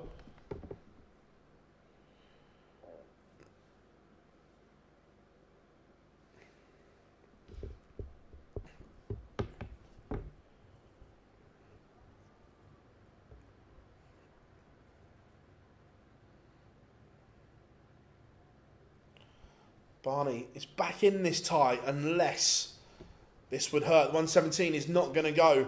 So Raymond is going to get a chance to level this up at 4-all. A chance he thought he might not get.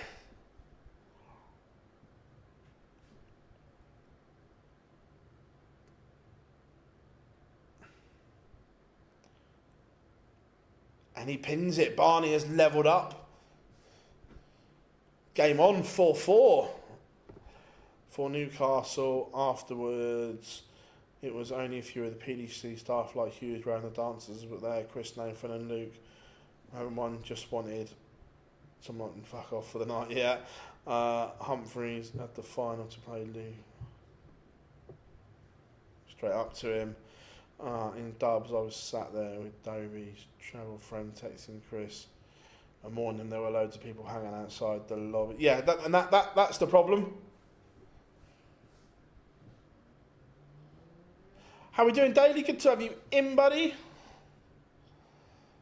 Do you think the first year of 2021, where every ranking title winner ends up the season in the top 64?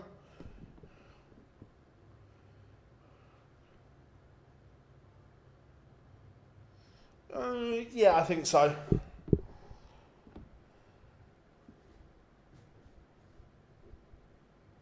Yeah, 100%. That back then they weren't mobbed as much and so on. Where now it's mad.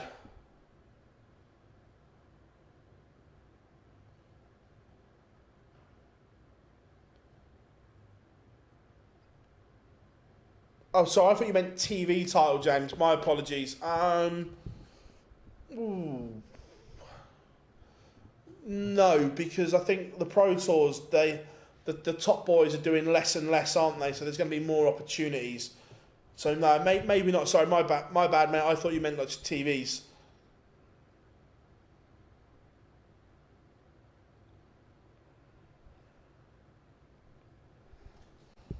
Yeah, look, don't get me wrong. Brooks was incredible, but he now needs to back that up. Can't let that be a one-off.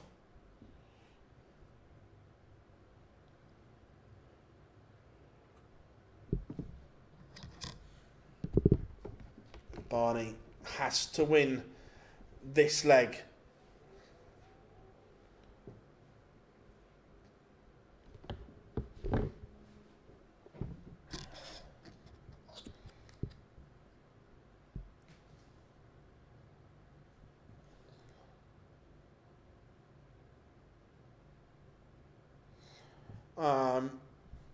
Yeah, look, I've been disappointed with Andy Baetens. I was expecting more from him when he won his card. I've been a little disappointed.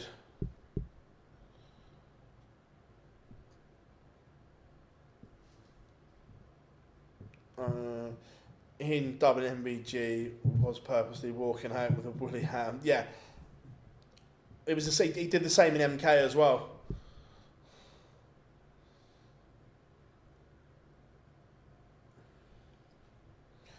Now, Baetens is going to get match starts to beat Raymond van Barneveld. This is not the ideal preparation for Barney ahead of the match play. And he is dumped out by the beast. Andy Baetens beats Raymond van Barneveld. It's averaged 91 Baetens. Barney will be disappointed, only averaging 83. And he has work to do ahead of the World Match Play.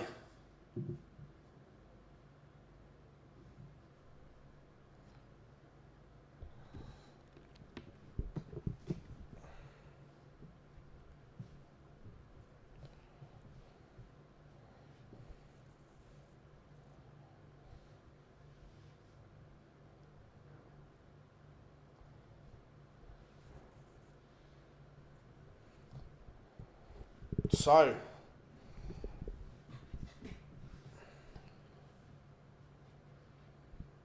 yeah, I'm not a fan of the smooth barrel either.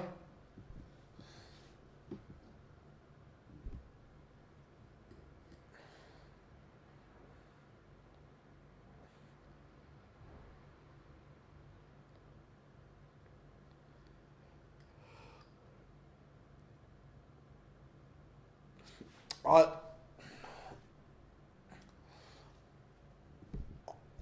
think next year genuinely could be Barney's last year on tour again.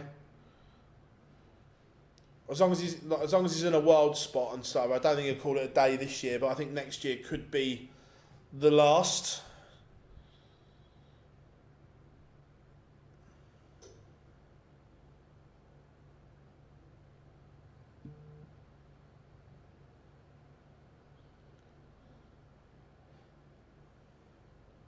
There's a few that have thrown smooth barrels over the years. Yeah, Jenkins. Yeah, Pieman did. He Who Must Not Be Named. Peter Wright's thrown smooth ones a couple of times. Not all the time, but he has a couple. So mine, Lukeman, has won the ball.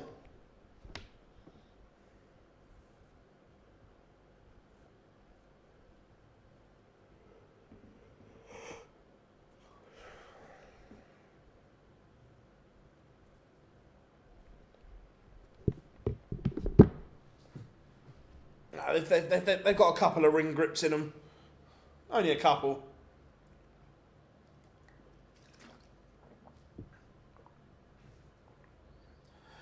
Gezi threw once when he had a smooth bit at the front of his dart. I think he threw them once.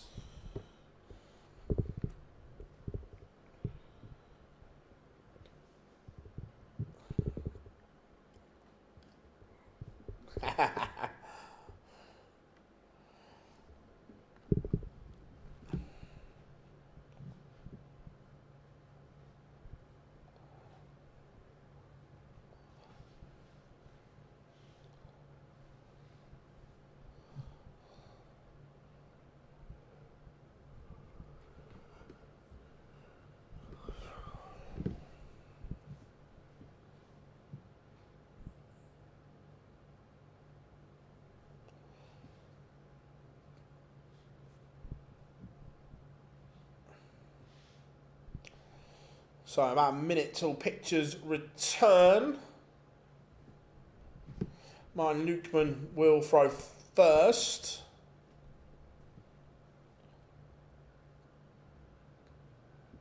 Yeah, Marcus, he didn't play well at all. He has a lot of work to do. That's not ideal match play preparation. For me, he chops and changes his darts too much. The best dart for me Barney threw with was when Target made almost an exact replica of his old darts with just some ring, like I think they were like little blue ring grip darts. For me, they were the best darts he's thrown.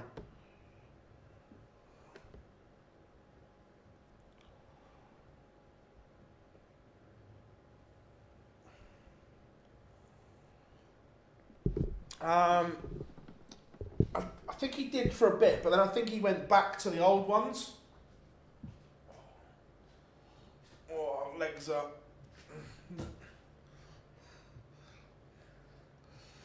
Right, pictures are back. We are ready to return.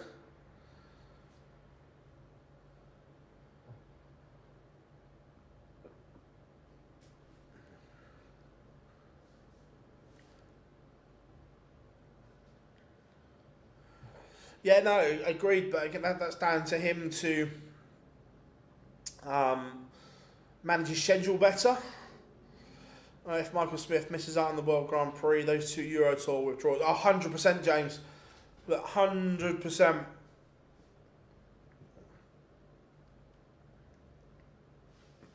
Yeah, but Barney's scoring average was shite.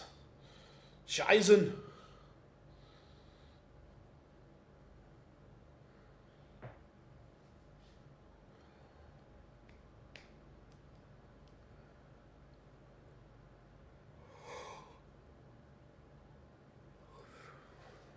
Swiss Phil. Fine specimen of a man. Gonna bring on Smash Martin Lukeman.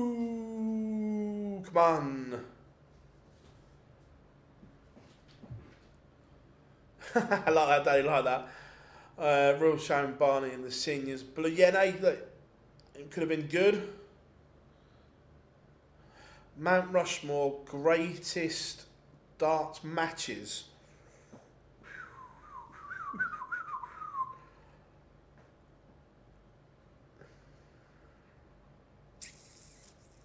Right.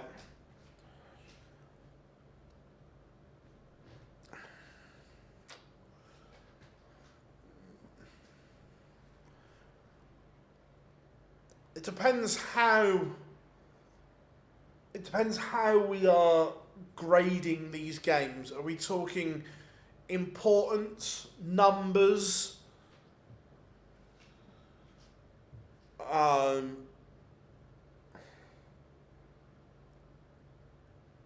Because if we're talking just pure numbers, Gary against Meikle in the Dubai final, when they both averaged 111 over 21 legs, but the game meant nothing because it's a World Series game. But in terms of standard, that was...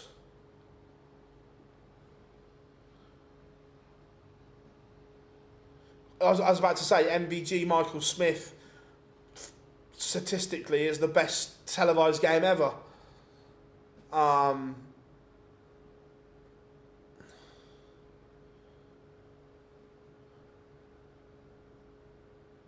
So in fifth,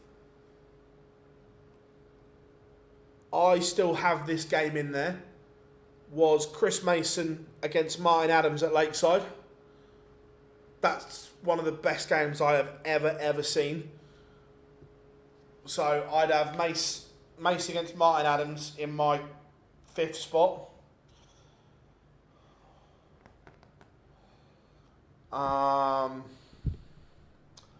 Number 4, I'm having MVG Anderson from Dubai. Number 3, I'm having Taylor Lewis at the Grand Slam. Number 2, I'm having MVG 114 average against Barney in the semi-final, and just because of the drama and so on, the 07 final, number 1. But I just thought of those off the top of my head.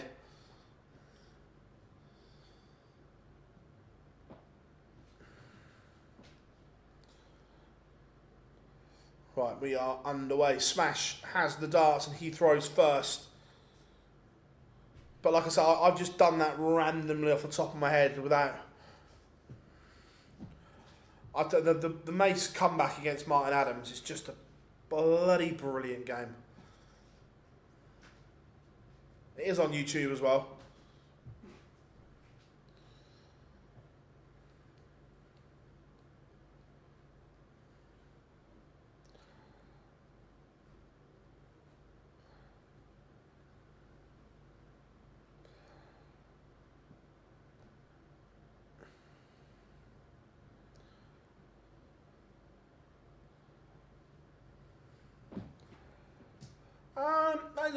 He comes across that way, I get that, but I get on alright with Barney. He's alright.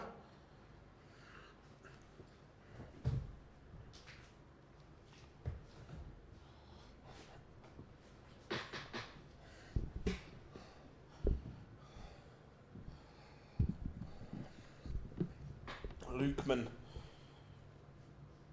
looking to set 202 up.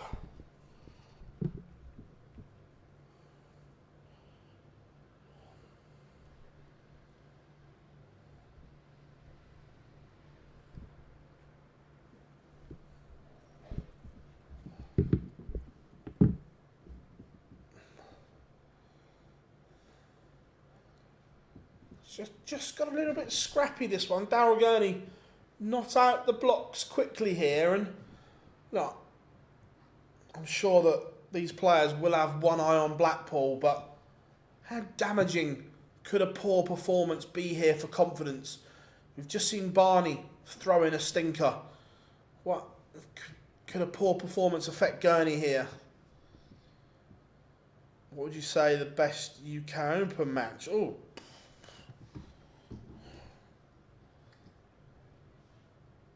I don't know without thinking.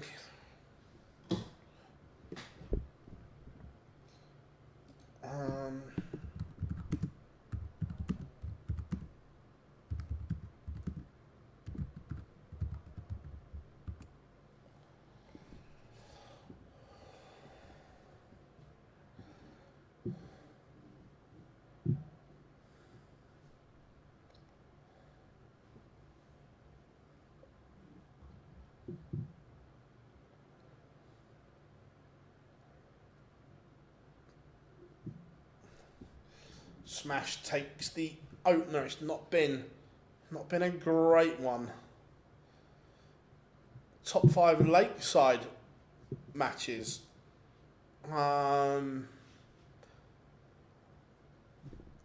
Mason Adams, Duzzer Adams.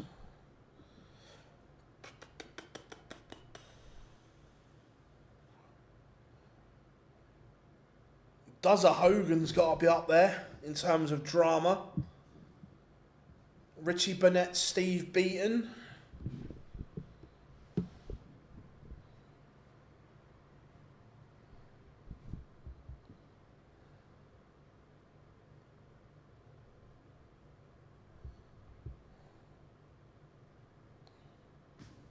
Bunting Norris, yeah, that's right up there.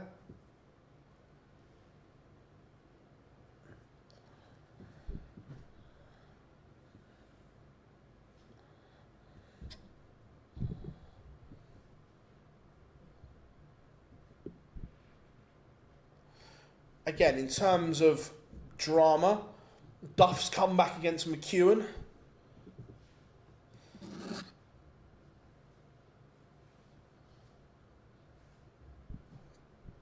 So yeah, Taylor Gregory, 100% in.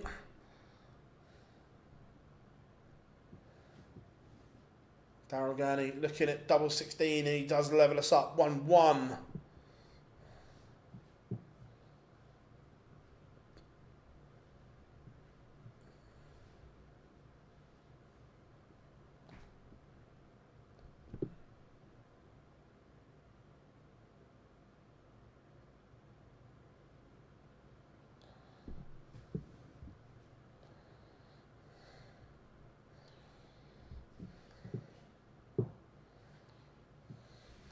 Vinstra, yeah, Vinstra was stunning, wasn't he?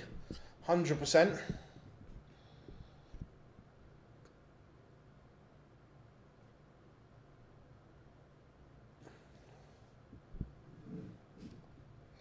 I remember when Classen beat Barney.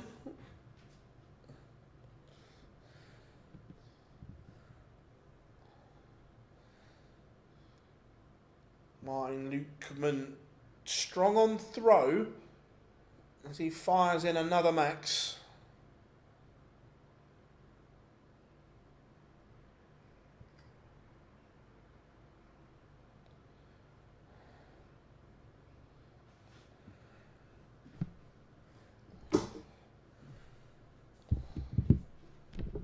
.25 leaves 97. This is I like that way when your opponent's not on a finish. Didn't mind that from Lukeman.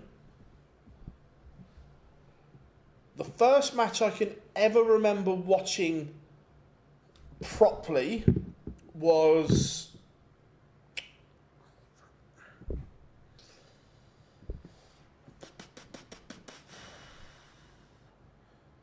I remember the first PDC World Final. I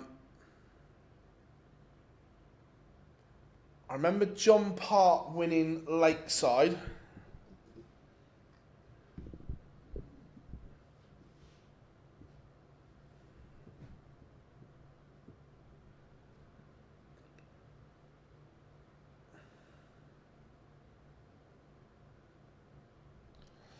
Lukeman back in front, 2-1. You just feel that this will get better. It's all a little bit scrappy at the moment. A bit scrappy-do.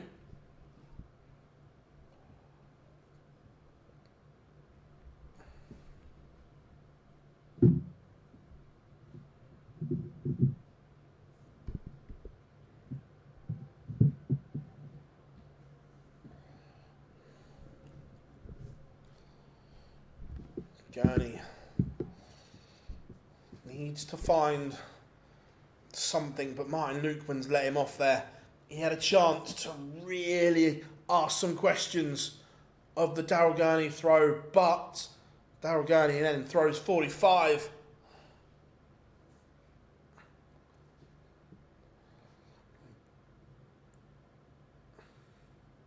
Lukeman finds a treble. He has the Gurney darts under some pressure here.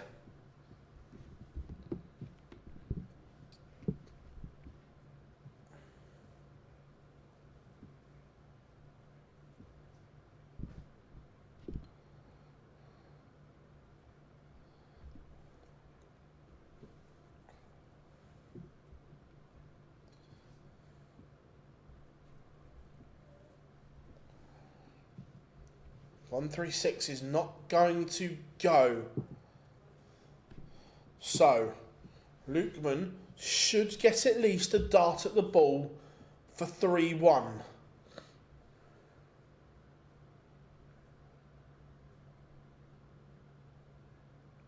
Oh, and he pins the double 5. Lukeman breaks, smashes in front. And again, Gurney only averaging 85 at the moment. An 85 average is not going to scare Gurwin Price.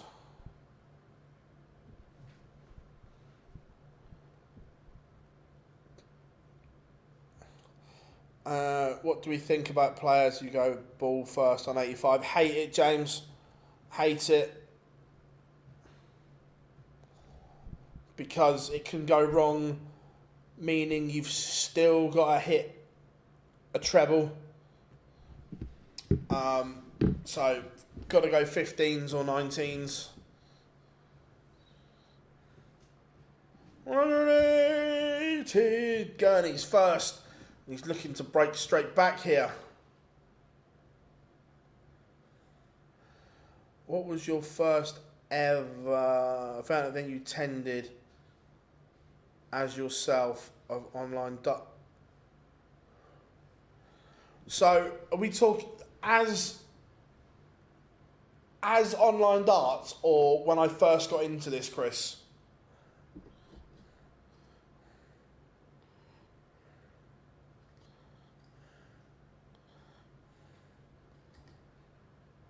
So 84 for Gurney to break straight back.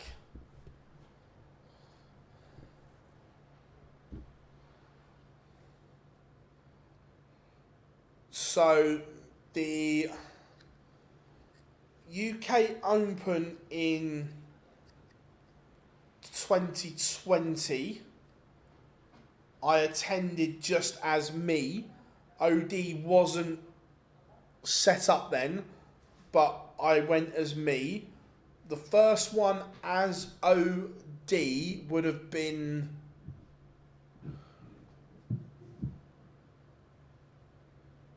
which way? I can't remember which way. Someone will remember without me looking. In 2020, when things went behind closed doors for COVID, did they play the match play first, or the Premier League in HMP Milton Keynes?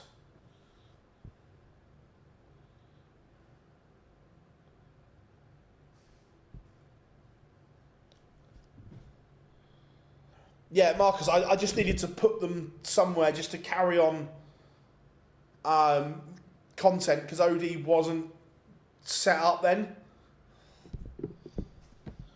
Don't get me wrong, they did, obviously, that my Phil Bar's channel wasn't, it's still not very big, but I just needed somewhere to put them so the content was still going out, the match play. So yeah, the first tournament I went to with OD set up was the match play in 2020. That year was a whole blur, but I couldn't remember if they did the Premier League first or the match play first. Because HMP Milton Keynes.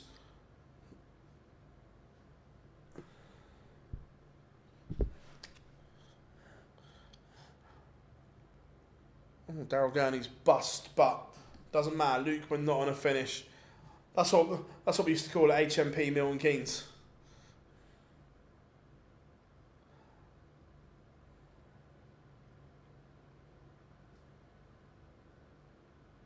Yeah, I did some comms on the home tour.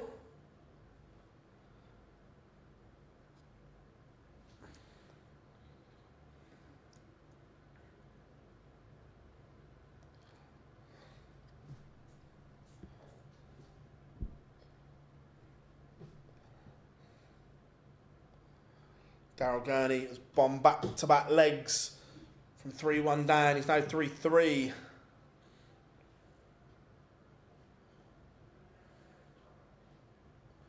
The worst one.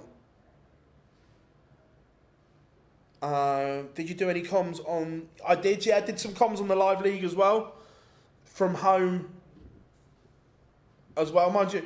When I didn't do that. I did a few games on comms when the live league was at home. I was directed a lot back then. But yeah, the world champion. I mean, I'll finish that story in a second. How we doing, Chris? The scores this evening: Duijvenbode beat Ryan Meikle. Nico Springer beat Kevin Troppmann. William O'Connor won a last leg decider in a very scrappy game against Titus Kanik, and Andy Baetens has just beaten an out of sorts Raymond van Barneveld. So yeah, the World Championship that year, when we had fans on night one and then went into lockdown, because we were already at Ali Pali, we were allowed to stay as media. There was obviously guidelines in place. We had to test every morning and have your temperature taken as you come in and so on. But that was really, really strange that there was only a handful of us rattling around in Alexandra Palace. That was quite eerie. Daryl Gurney has now won 3 on the spin. He's broken Martin Lukeman's super chin, has upped his average to 94.5.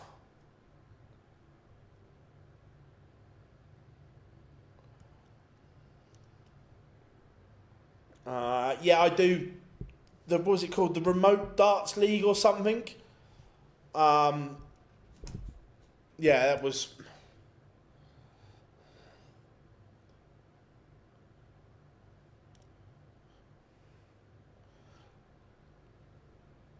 Not pointing the fingers at any individuals, but there was some suspect action in that.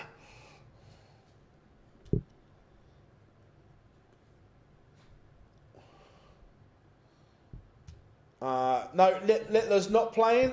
Littler will be at the match play. But yeah, the COVID years were...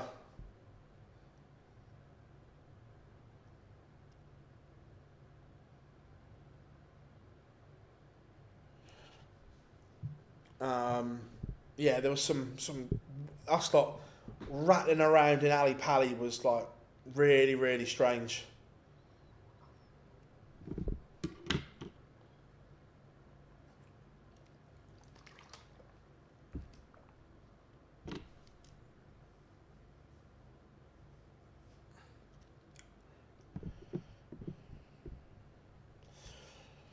What does Price need? Yeah, look, I think Price. Look, if he carries on, he's in the conversation because of the titles that he's won. But yeah, I think he needs another Worlds, or needs a match play or a Premier League.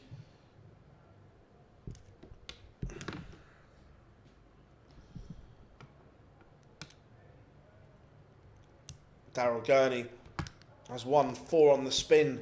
He has completely changed the dynamic of this game. Who are the underdogs for the match play? I don't think there are.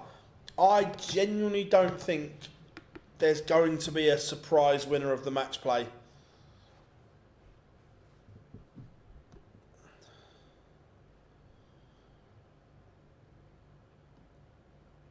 I think the players were allowed one guest at the Palace, weren't they?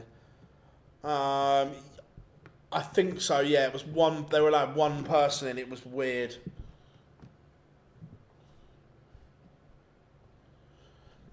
No, I disagree, Chris. I don't think they are all capable of winning it. They are all more than capable of producing a brilliant game to beat one of the favourites. The issues are they don't back it up and do it again, where a handful, do it time after time after time. Now, on any given day, can any one of those players beat each other? 100%. Not doubting that at all. But they don't back it up, is the thing. They'll have an amazing game. They'll throw an 107 average, beat one of the big boys, and then go and average 93 next game and lose. That's the difference between the very, very elite players. Time after time, it's just there.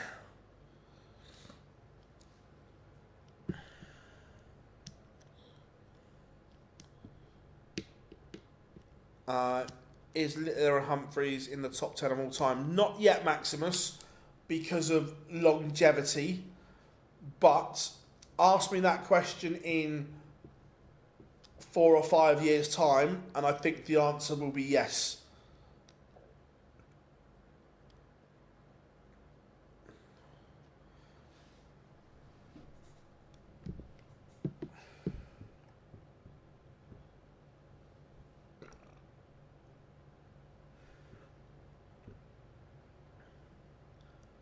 Look, the Decker played brilliantly to win the World Grand Prix. I think Ed has. I think that again the reason why, obviously, the prestige of the match play, the Premier League and the Worlds is up there, because you have to come back and do it game after game. To win one of the, and I'm not discrediting the ITV tournaments at all here, but if you get to that final day and then you just run hot, if you're hot all day, you can win the title. Where the World Match Play, you've got to be hot, and then hot the next day, and then hot the next day. So take quarterfinals onwards. You've got to be brilliant over a best of 31. You've got to come back and be brilliant over another best of 31. You've got to come back the next day after that and be brilliant over a best of 33. I think that's the difference. Where the ITV tournaments, if you're just hot on one day, it can go your way. Gurney seals a 6-4 victory. It was a sluggish, slow start, but Gurney has ended up putting in a good performance there. To see off Martin Lukeman.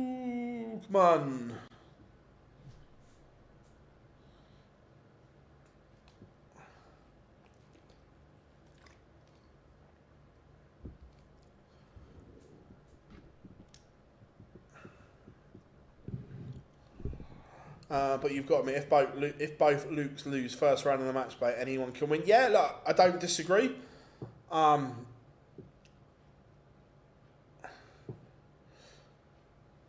actually, not not anyone. Like, there's still some in there that I don't think can win the title. But the pool is bigger, yeah. Yeah, James, look, if Luke wins round one, I think round one's his banana skin. So, wrong one I've made smaller, but that's... well, match play... 2025...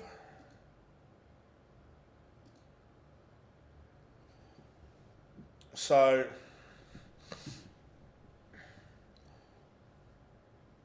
yeah, looking at it, if Humphreys comes through Van Veen, I think he beats Noppet or Menzies.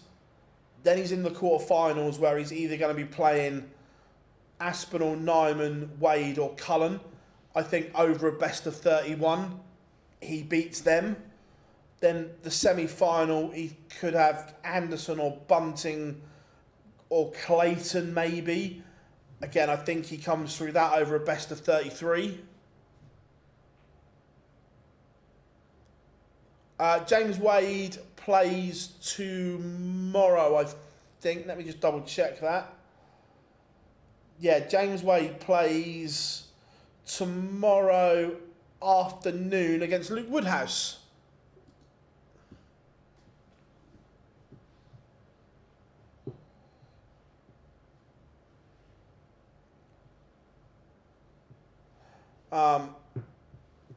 Again, if Luke Littler, I think he does. When he comes through Ryan Searle, with the greatest respect in the world, he then smashes Peter Wright or Jermaine Watamina, and then he'll have either Rob, Dirk, Gilding or Heta. Think he beats them as well. Littler's got Wright or Watamina, which, again, over that format, that length, I don't see it being an issue.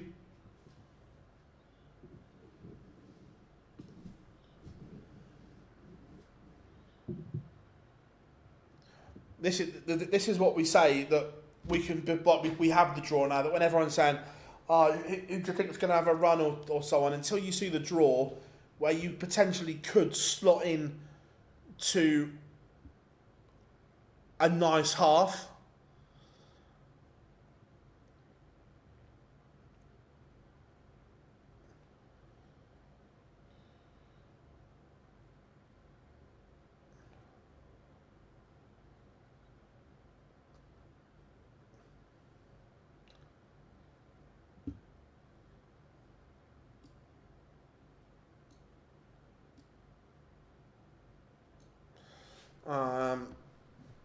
I just hope Luke turns up. Which Luke?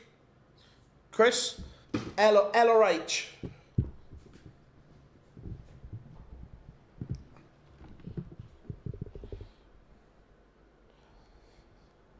To be fair, it takes good performances to beat him. The Premier League, Luke Humphreys was brilliant when he came back after the break.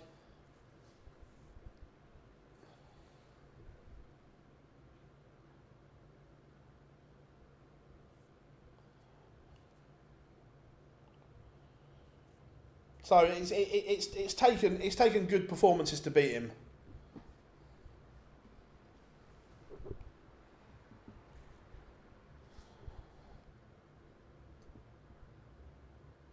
Yeah, possibly it might be, yeah.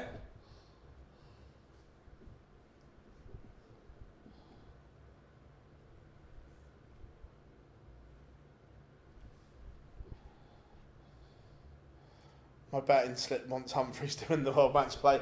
Did you get 4-1 on him? Again, I think 4-1's too big for the world number one to win the World Match Play.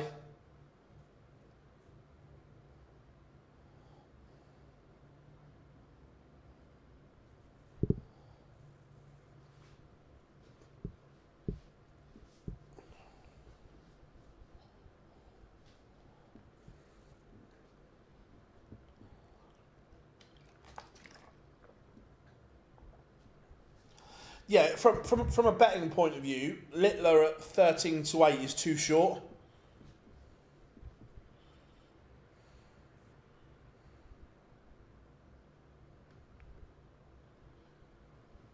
Yeah, 100%. 4-1 is too big for the world number one.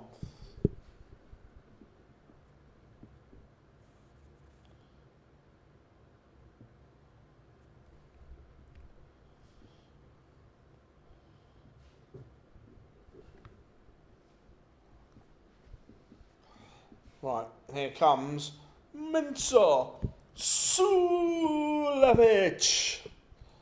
on his way down. Mike the Decker has won the ball against the Gentle.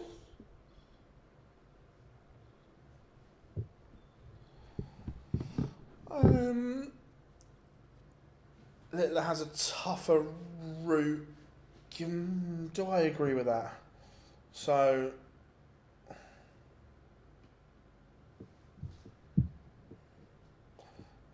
fancy him there. Fancy Luke. I think it flip-flops a little bit. Look, I think for Luke's capability, Right or What I Mean in round 2 is an absolute gimme at the moment over that longer format. But I agree. I think Price and Littler are on collision course in the semi-finals.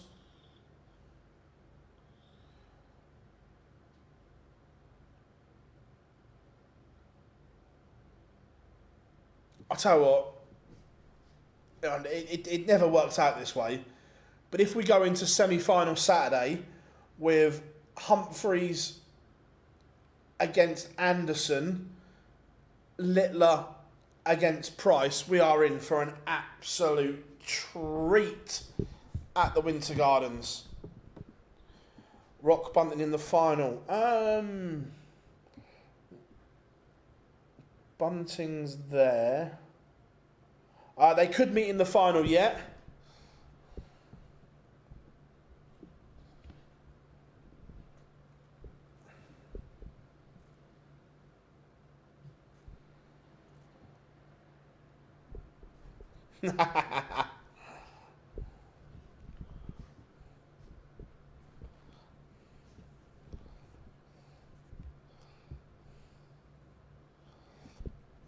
De Decker on his way down.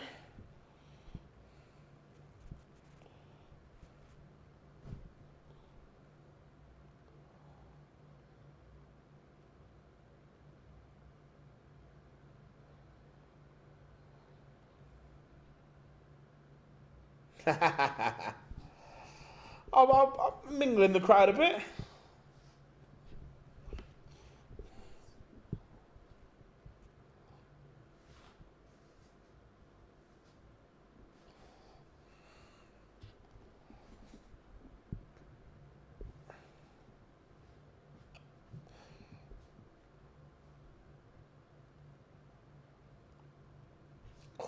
Anderson 25-1's too big. I know he's in a tricky little section, but it's still too big.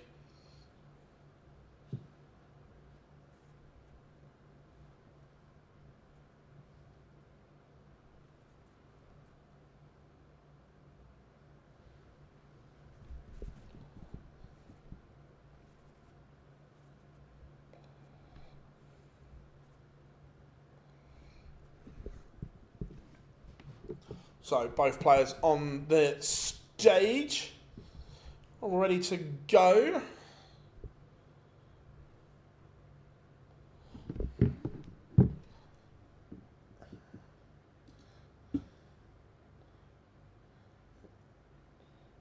The Decker, Suljovic, Pietreczko, Bialecki, and then Cullen, Hood coming your way. So 3 including this one, but they're all decent games left tonight, which is good. Unibet just changed him to 20. 20s is still too big as well.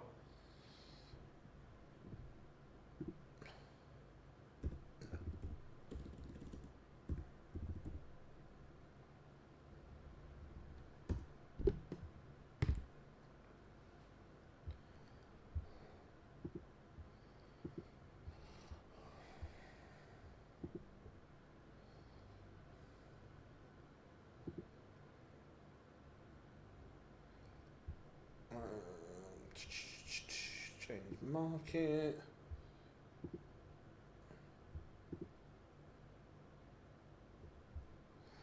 So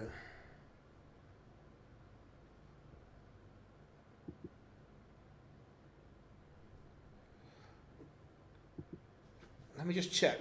You might be able to get Gary Anderson with Betfred at 25 to 1.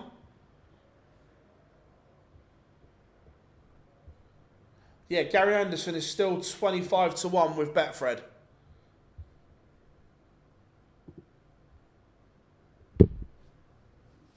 That's too big.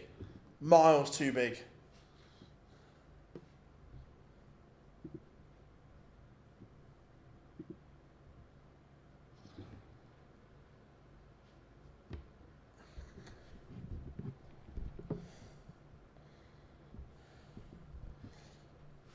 Suljovic could do with a treble here. Or 25. The 25 works. He's going to get a chance here at the Decker throw.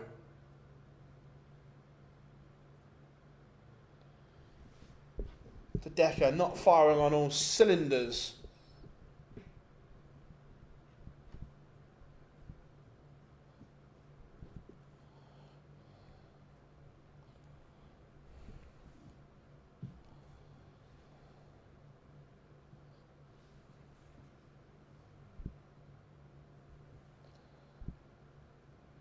Trouble 19. He gets out of jail. I love Mensa. Leaving double 19. Why not? But will he get a go? Will he? Will he? Oh, the Decker misses tops for a 151.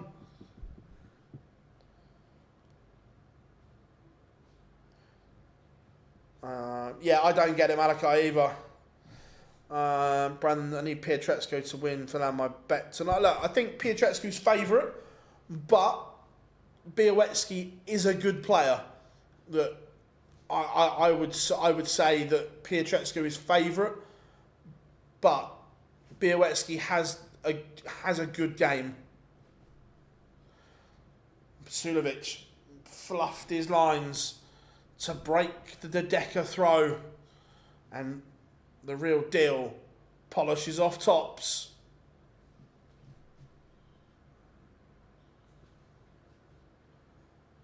How are we doing, Big Johnny? Oh, he's playing okay, the Decker. He's doing all right. Suljovic tried to split the 38, tried to go 10 for double 14, missed, hit the 6, and then he got his bearings in a mess.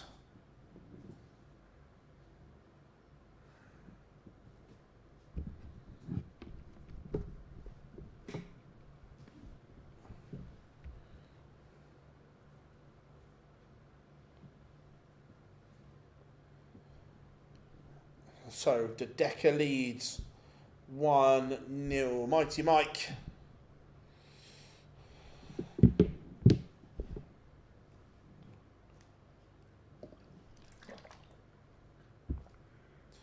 Just asking a few questions here. It's not a break opportunity just yet.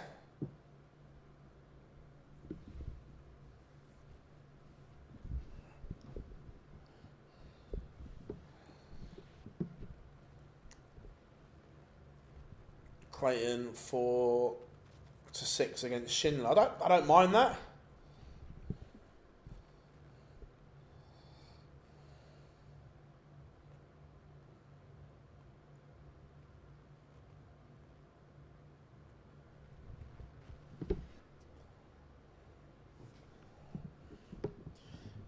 Now the Decker has a chance against the Suljovic throw.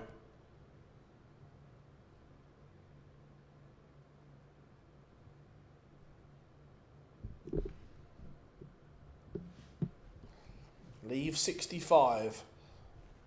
What has Suljovic got in the locker? Has he got the big fish? The answer is no, he hasn't.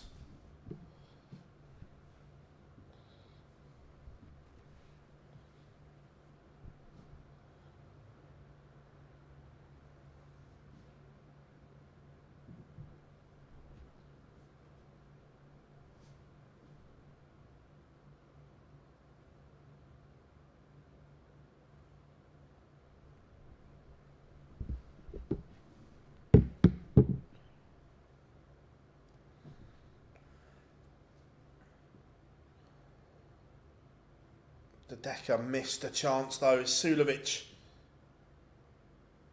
going to pants on the mistake. He is. Suljovic returns the favour from leg one. The Decker punished the Suljovic miss. Rolls reverse. This time Suljovic punishes the Decker miss.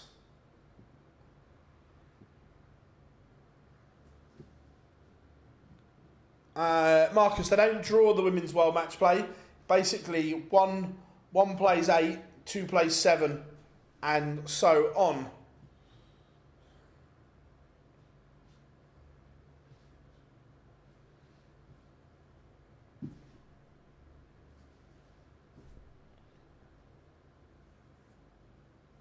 So, no dramas, buddy, no dramas.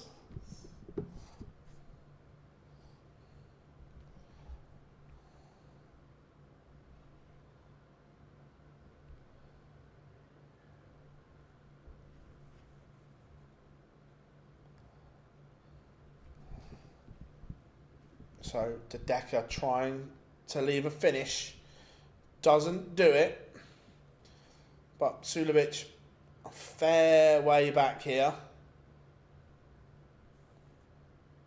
Look, yeah, Gemma could 100%. Look, if Bo plays her best, she wins it. But, like we were talking the other day, the range in Bo's game is now bigger than it's ever been. Those eye-catching, brilliant averages and performances are still there. But I remember when she was at all-conquering best, they were there, but what's Suljovic? Is he making a change? Then her worst would be 85. So she was averaging 85 to 100 and plus. Where now that 85 has dropped down, and we've seen her lose games in the women's series with late 70s. So that range just needs to tighten once more for her. Yeah, but Johnny, if she goes and averages mid-80s, she's beatable. Gemma Hayter, Noah Lynn, Fallon, Lisa can then go and produce to beat her. If Bo plays up there, she walks it. But in that women's world match play field, if she's not quite on, like we've seen in the women's series, that you can get at her.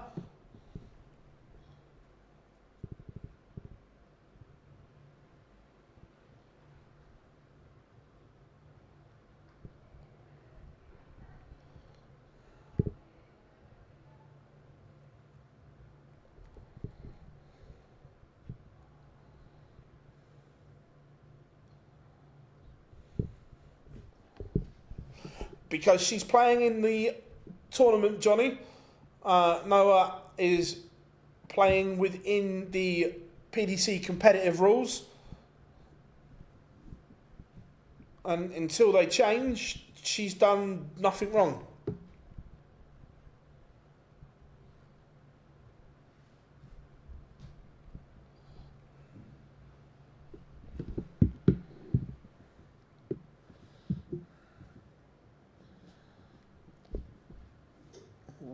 Suljovic misses double 8, but he will return. Do we know what change Suljovic? I think he's changed his flight. He's gone back to a normal flying stem instead of the kites.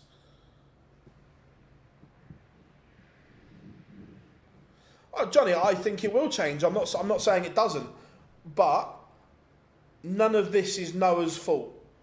She's playing within the rules that are set for her. If they change, they change.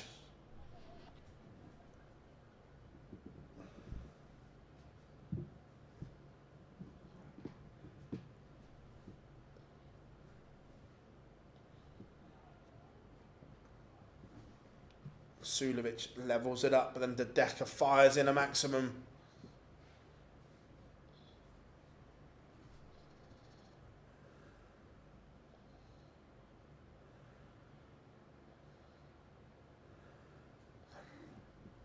Ooh, no 9.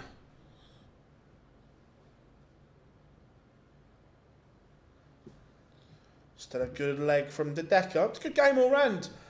De Decker's averaging 98.5, Suljovic 95.5. Decent tie this. Top tungsten tussle.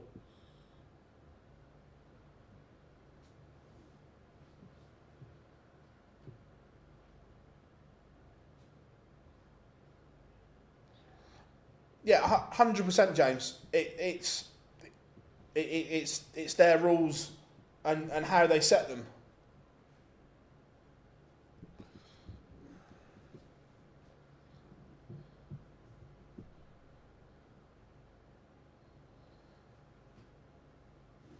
Suljovic leaves 1-2-1.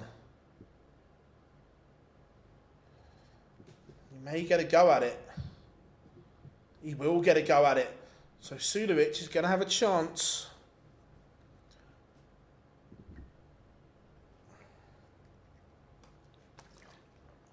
To lead this one. Treble 17 leaves the ball.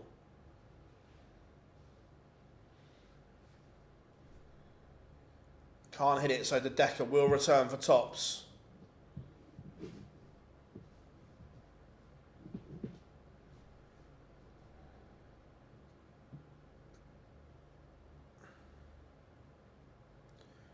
He's made an absolute pig's ear of that, De Decker. Suljovic, 64. Only going to get one dart. At a double. That double, of course, will be his beloved double 14, but he's missed.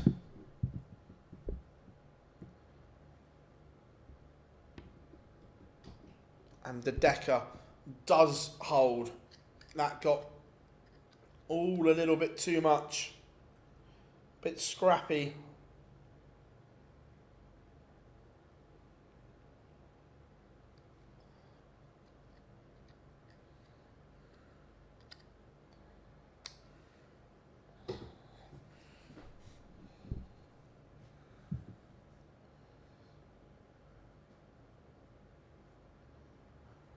So, people might not like the rules, they might not like the rules, they might not agree with them, but they are there so they know what they are. If you don't like them, and you want to make that stand, don't enter the tournament.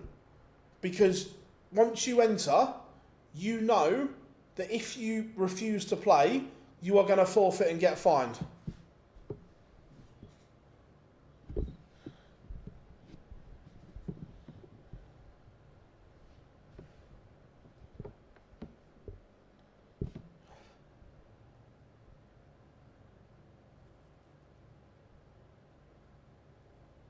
But they're the rules. If you refuse to play a game, you forfeit, and then you get DRA punished.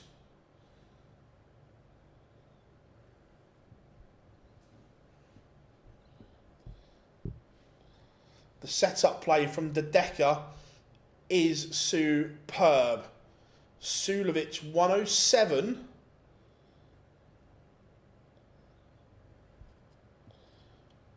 To save his skin here.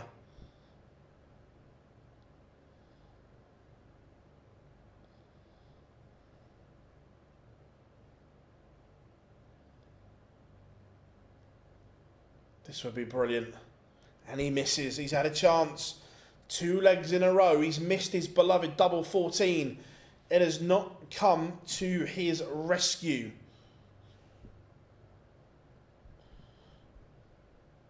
And De Decker breaks 4-2.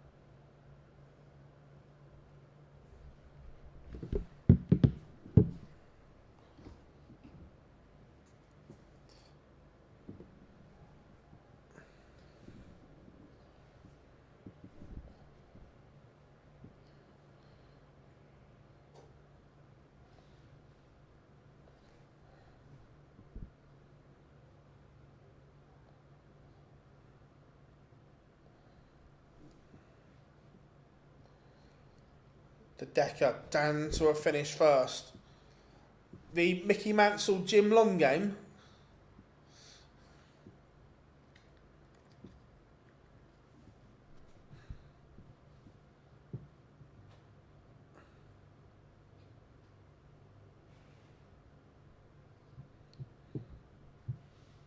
I was there that day.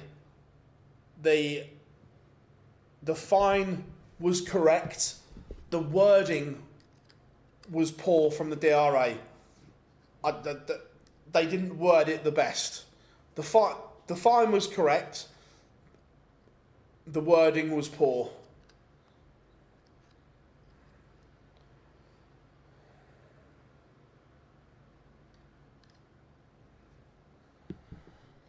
De Decker leaves tops. He's closing in on victory here.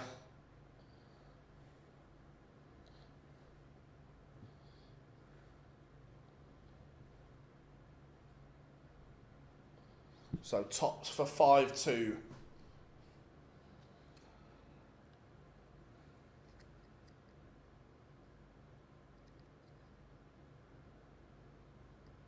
It is 5-2. Suljovic will now have to win 4 on the spin.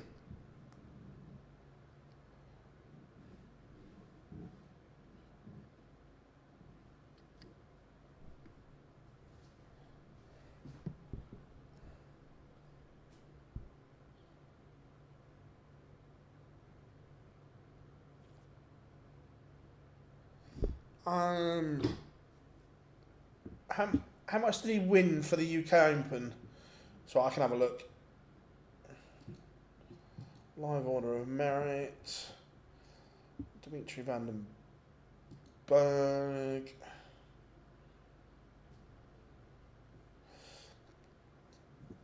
Yeah, this year he's defending nothing. Next year, Dimitri's defending £260,000. Take 110 off of that, 276. Yeah, 100% Dimitri's in danger.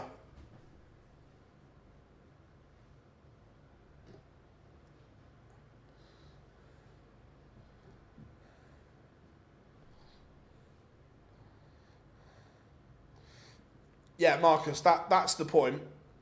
That they can't put that. But the wording they put was awful.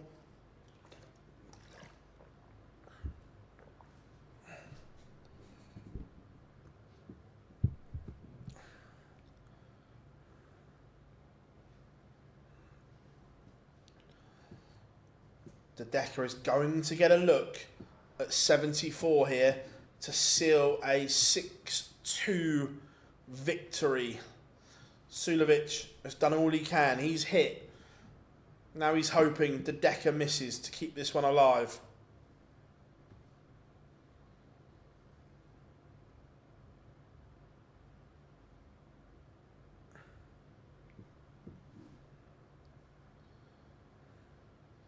De Decker misses.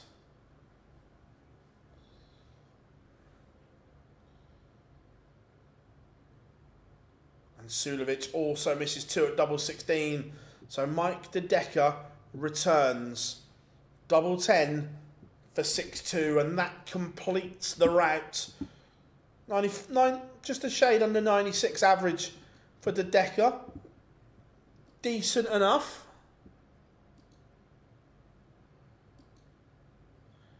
Coming next, Ricardo Pietreczko against Sebastian Bialecki.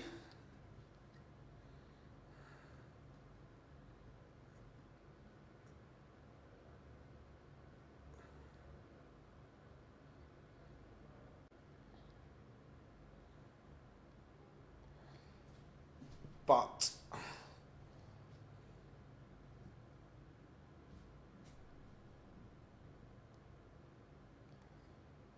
no one else has said anything, Chris.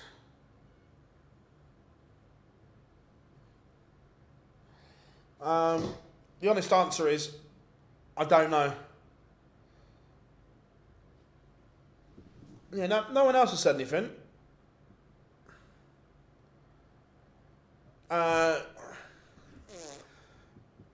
The honest answer is I don't know without diving in and looking and putting a set of headphones on, which I don't have to hand.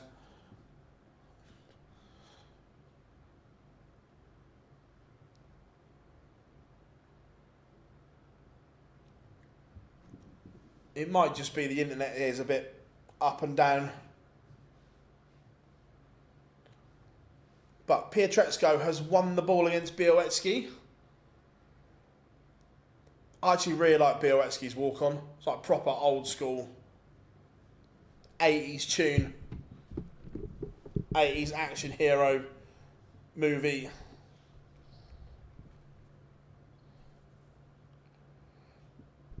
Perfect to me. Cheers, Johnny.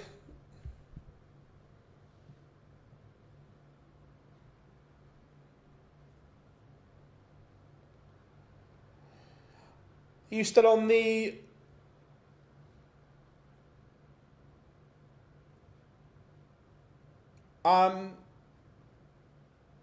You still on the jab? How's it going?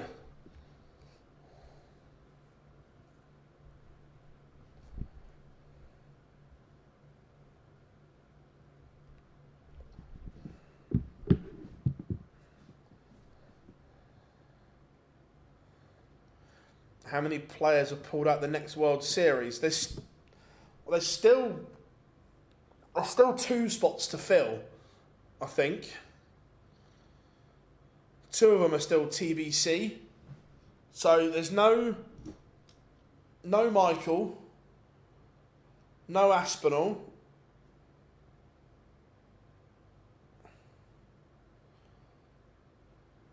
no Rob Cross, I don't think. I'd put Josh Rock in. There are a few players that I know have said no to it, that have been asked. I'm not going to name them unless they come out and say that. But I know have players that were asked for Australia and New Zealand and said no.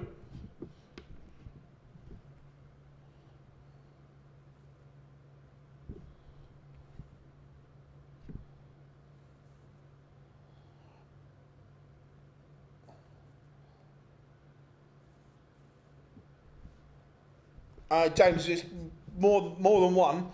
I'm not gonna name them, but there's a few that said no.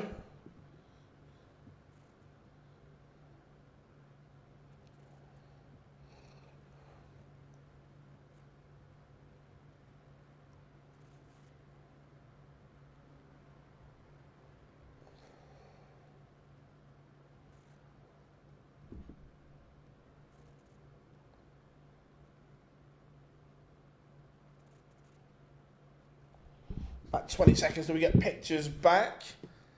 I should have gone when I had the chance, yeah. Must be a nice... look, it's okay. It's not to be sniffed at, that's for sure.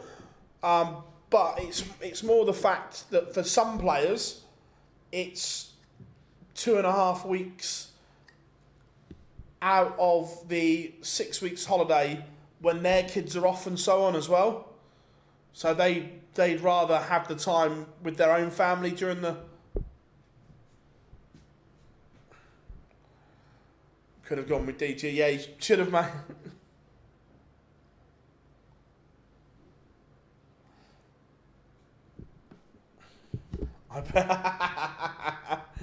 I'm not sure he was asked, Marcus, but yeah, 100%. He can't fly to Germany. He's not flying to Oz. Speaking of which, I saw the other day, there's actually a direct flight now from the UK to Perth. That's mad. One direct flight from the UK to Perth.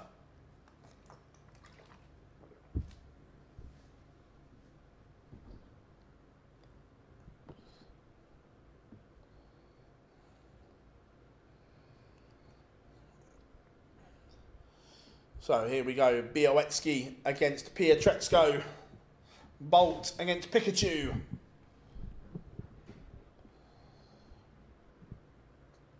Bring back Concord.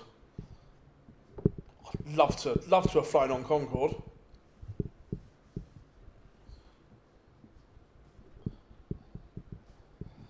Invite Joyce for a laugh.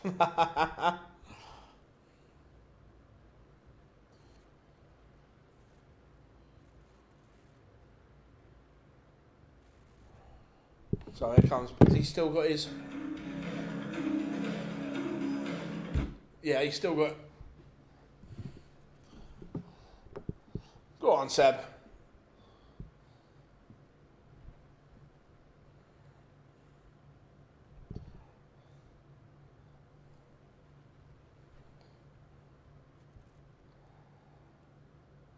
I say get Joyce a private. Oh, I wonder how long would the ferry crossing, or how long would it take to get a boat to Australia?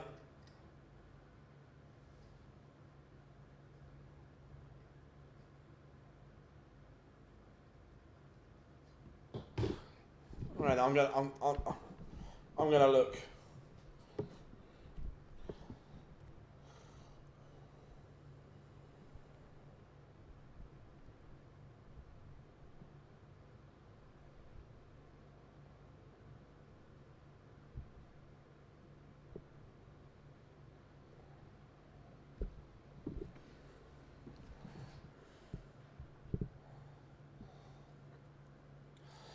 Right, so the overall view is sailing from the UK to Australia would typically take between 36 and 51 days by cargo ship.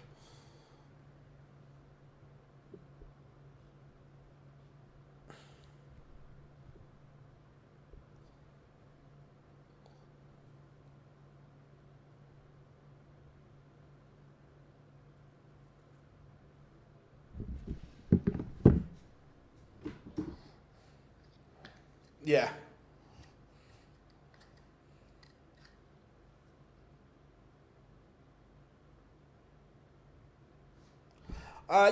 He said that he doesn't mind getting the ferry. Well, could you imagine, Johnny?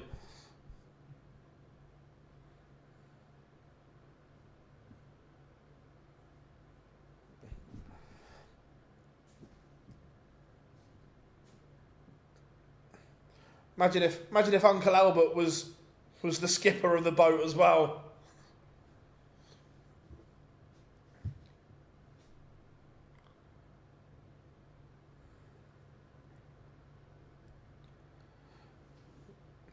Brilliant, I've seen it all in the crowd now. We've got a Pikachu fan with a Luke shirt on.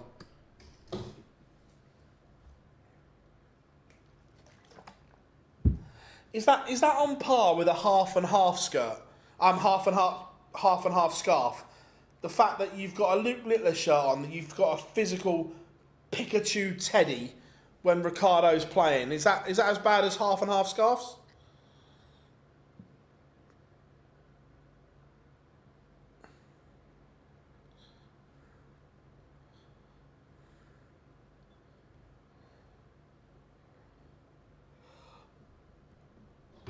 Right, we are underway. It's chair-worthy. Bialecki started off well here and has the Pietreczko throw under pressure. Since the Pro Tour the other day, Pikachu's had a haircut. Just in time for the match play. He's had a short back and sides.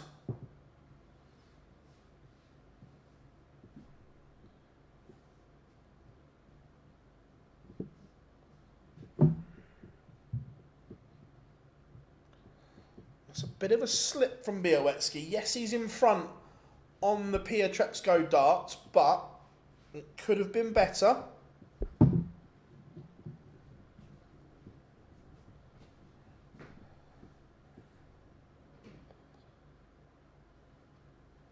Potential break chance here. This is a good start from Sebastian.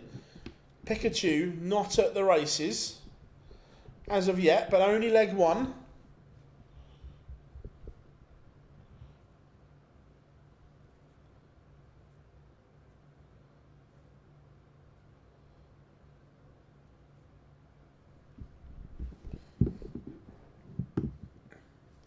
Sets this up well.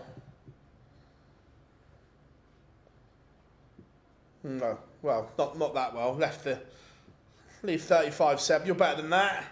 Should be coming back for 3 darts at a double, but he's going to have to burn one here. 2 at double 16. And again, that dart, does that cost him? Does that cost Bialecki? Last game is Joe Cullen against Justin Hood, the rock star against Happy Feet. It does. Pietreczko has stolen the leg. And again, Bialecki should have been coming back for 3 clear darts. Wasn't. Pikachu steps in.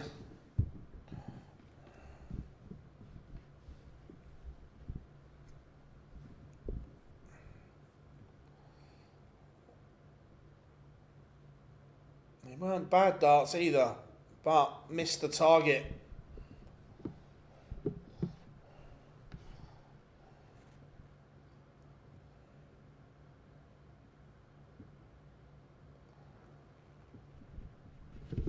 Apparently a boat's journey to Australia would cost at least 4. Wow, that's a lot of money.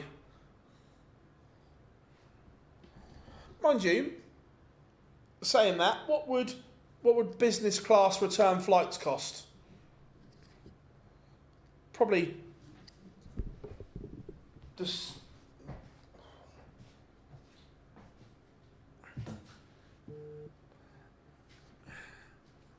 is that with food included? Oh, I love that.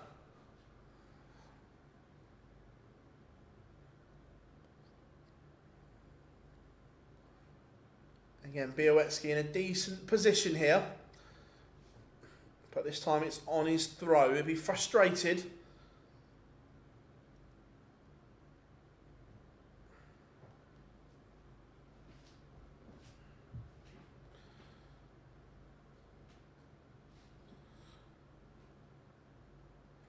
$114 when he returns. What pressure can Ricardo place him under here?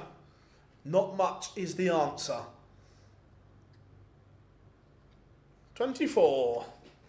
Not on a finish. So 114 for Sebastian Bialecki.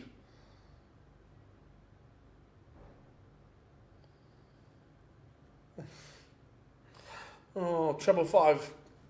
They've both made a mess of this the last couple of minutes.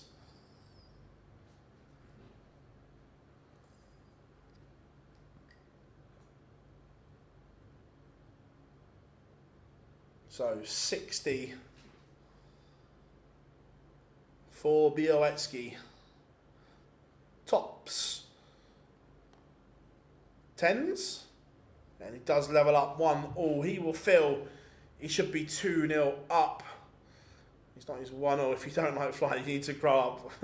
I don't mind flying, so it's all right with me.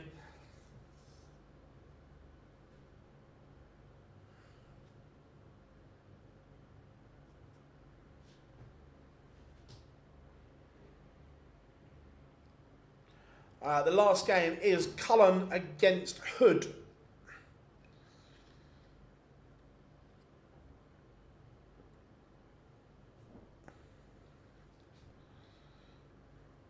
Again, we talk about confidence boosters ahead of the World Match Play. This won't be doing Pietreczko any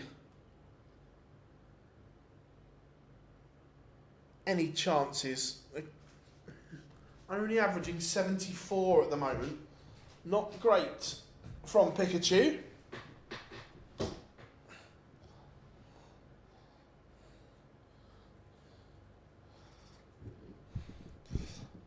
Love that, Johnny, love that.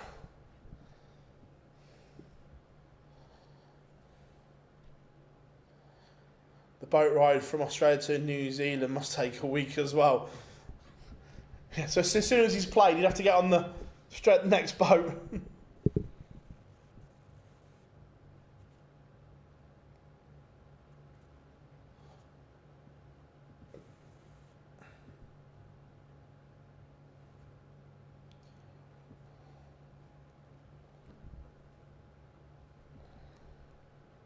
Better leg here from Pietreczko. Should be about to go 2-1 up.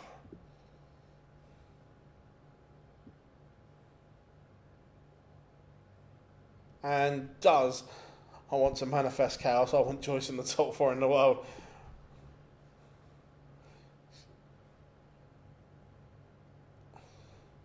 No, Vegas is absolute carnage of the highest order. Like the very highest order.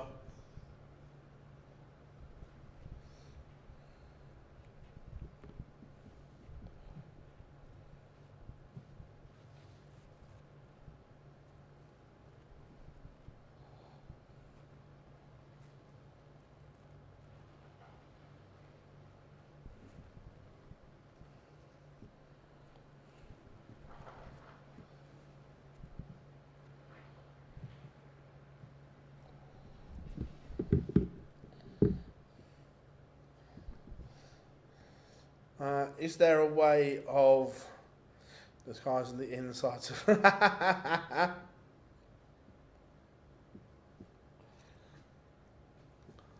again?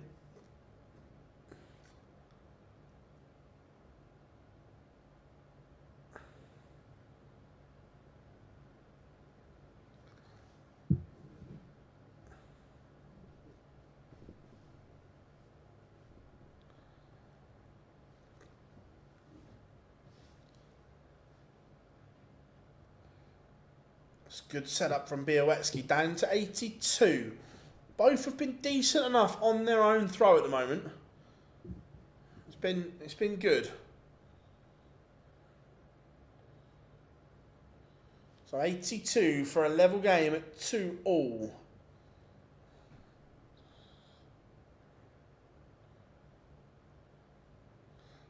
He's made a mess of it, Bialecki. Balls. Misses the bullseye, so Pietreczko could go 3-1 up. Big ask. Not seen anything to suggest this is likely at the moment, and not. So Bialecki will return for 25, but again, gonna have to burn a dart. 9 for double 8.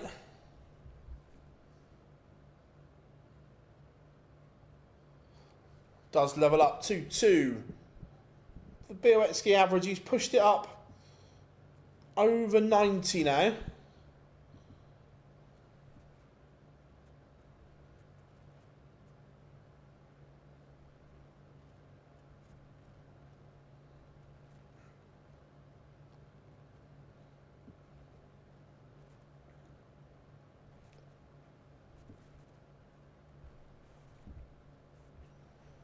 Just doing their own thing at the moment. Sorry for asking. I'm not even going to reply.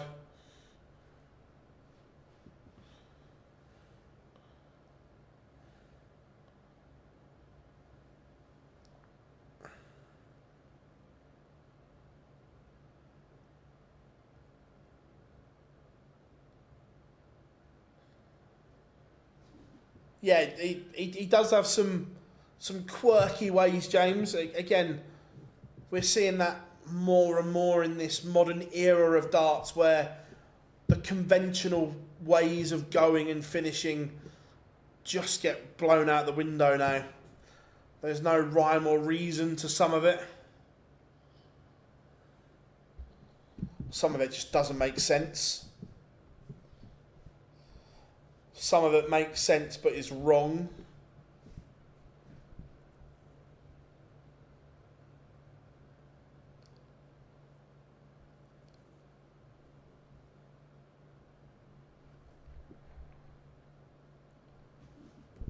Big visit here for Bialecki. Would just ask a couple of questions.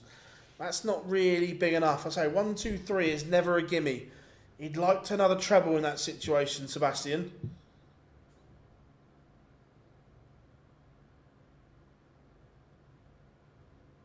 Pietreczko misses the ball himself. Oh, hello. Hello, Sebastian.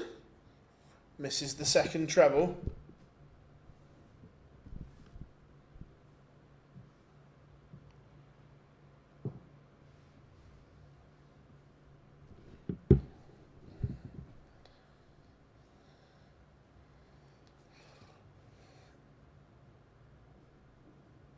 Yeah, or went back in the day, if you used to go double-double, it was frowned upon.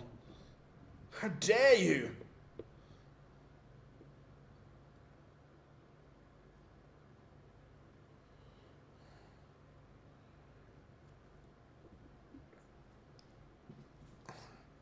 It's a poor start for Bialecki.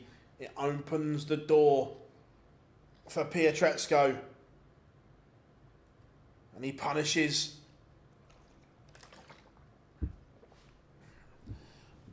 to some tune. Can Sebastian rescue this situation? That's not bad, is it? 174. That covers up the awful start to the leg.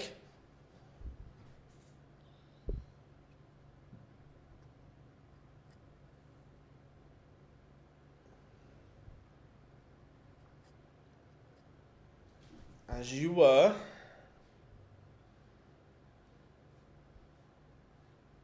Oh, Kevin Painter used to hate people going double-double.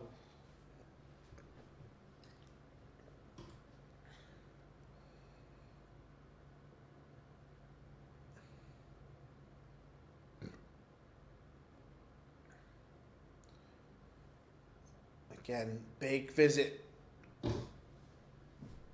Big passage of play, this. Well, that doesn't help Sebastian Bialecki. That is catastrophic. Oh, yeah, James, he hated it, didn't he? Absolutely hated it. You would say that Pietreczko is favourite for a 4-2 lead here, unless Bialecki can find another treble 18 and double 10, and the answer is he cannot. So Pietreczko is going to get at least a dart to break the Bialecki throw.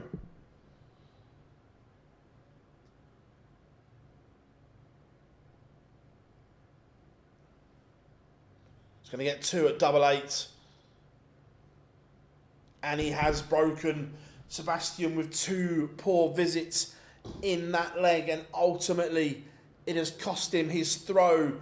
4-2 to Ricardo Pietreczko. Someone should bring back the Peter Manley 141 check out treble 17 double 24. I remember it. I remember it well.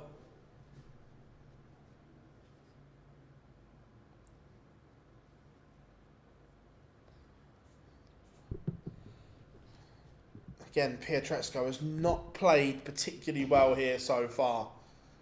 Yes, he's winning, but it's not been great.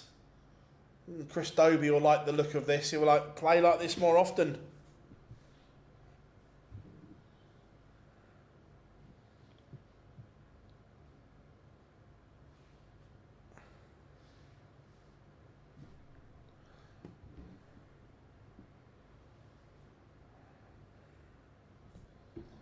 But Sebastian is just asking a few questions back here.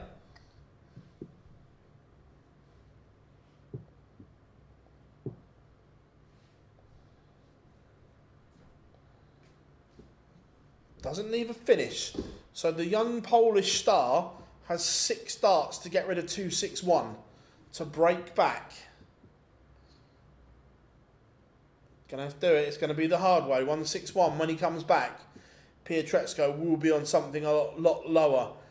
It's a brilliant setup. Don't hit another one. Doesn't. 140 to leave tops.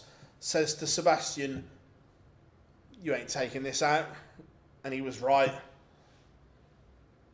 So now, tops for 5-2 to Sebastian Bialecki. Sorry, against Sebastian Bialecki. And it is 5-2. The doubling has been very good from Ricardo. And he is now 1 away, forcing Sebastian to try and win 4 on the spin.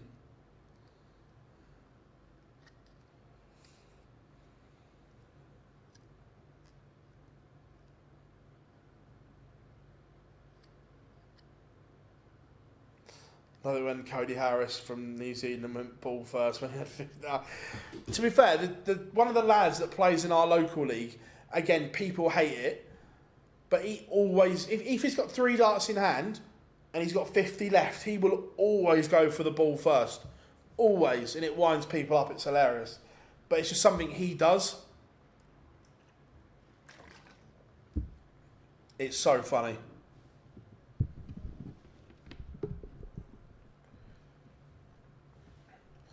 No maximums in this game.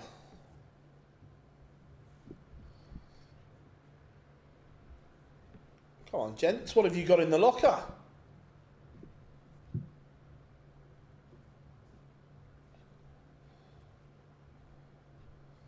It's been quite a sluggish session today. Of course, the seeds enter tomorrow.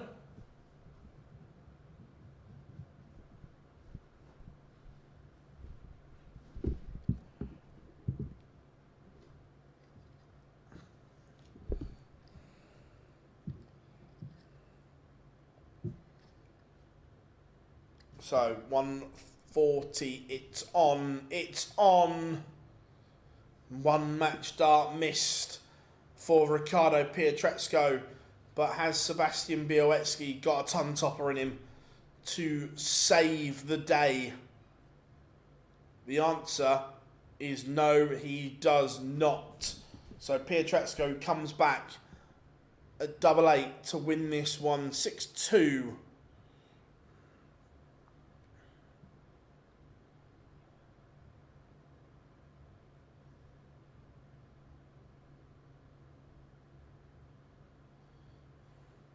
And the German is through. 6-2 win for Pikachu.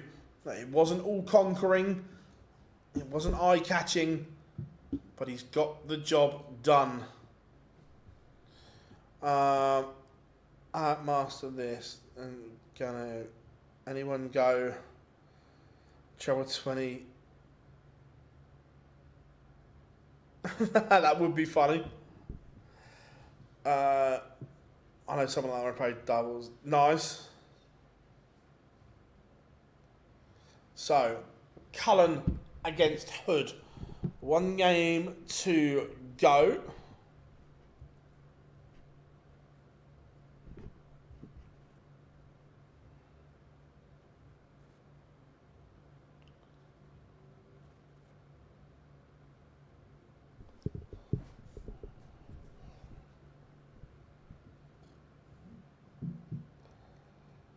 And Justin Hood has won the ball.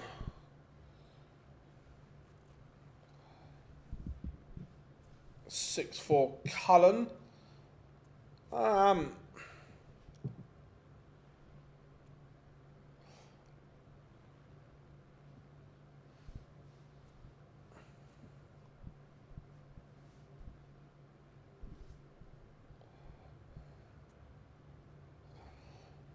I think, look, Justin Hood's played well recently on tour. It comes back to what version of Joe Cullen are we going to get? If we get the good version, I think he can win. If we get the off version, then I think Hood wins.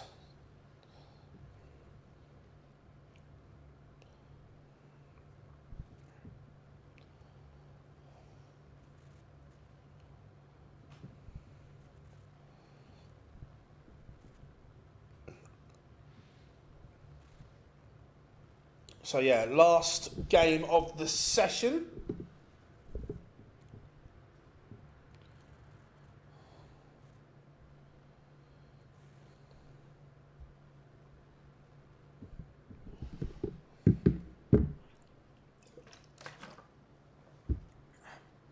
Right, we've got about 2 minutes till pictures return, everyone. So,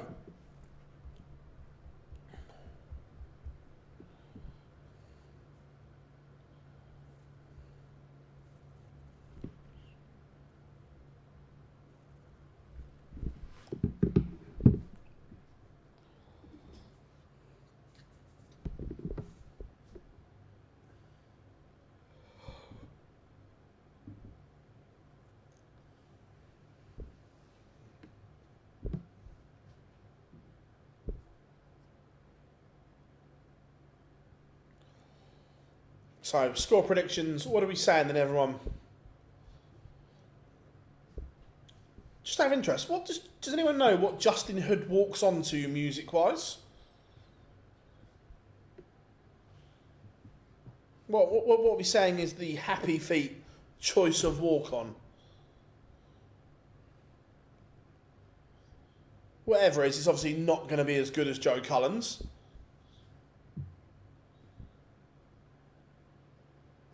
Because that's impossible. It's not doable.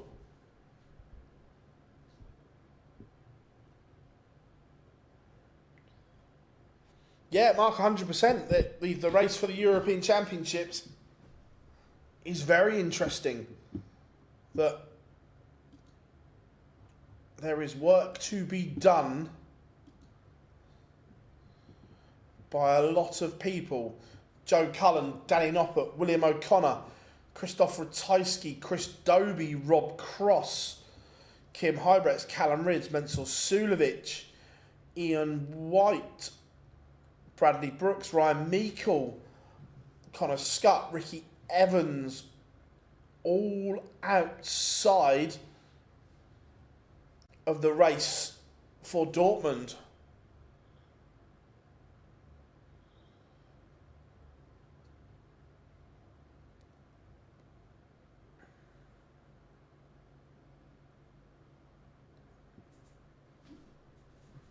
So yeah, work to be done. That the defending European champion is only just inside.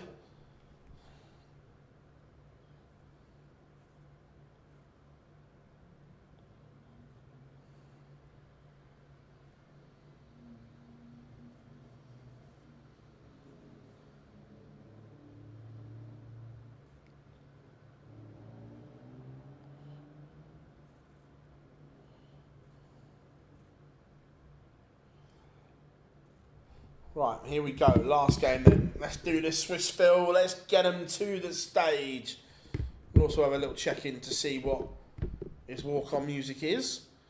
But if we can make this nice and quick, gents, it would be nice.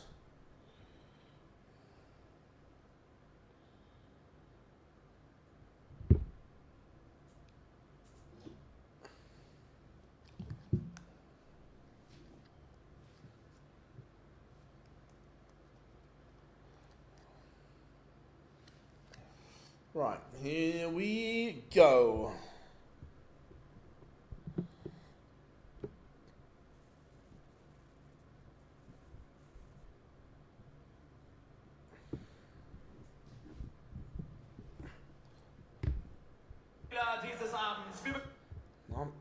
Come on, Phil. We can just get them on.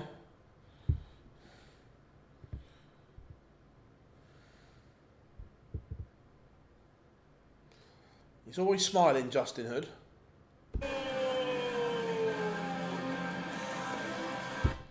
Oh. Wasn't expecting that. Bit of Blink 182 is that? I can't have it on for too long, otherwise we get done for copyright.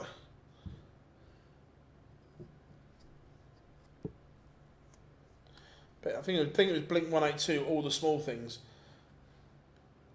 You can tell this is Justin Hood's first time as well because he's signing everything and having 400 million photos.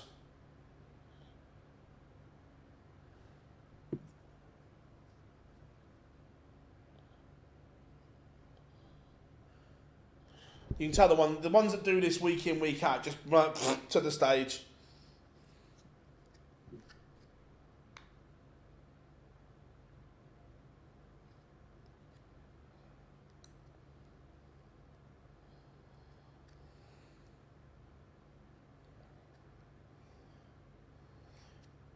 You can tell he's signing loads as well because we had very, very extended shots of the crowd there, so they couldn't show it.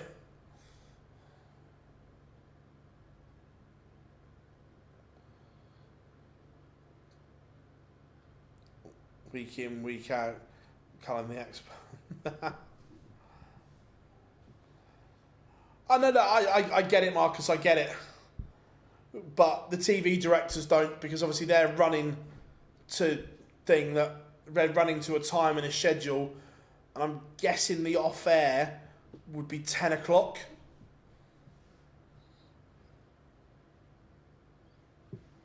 So the director and the producer will be pulling their hair out because we're probably going to overrun.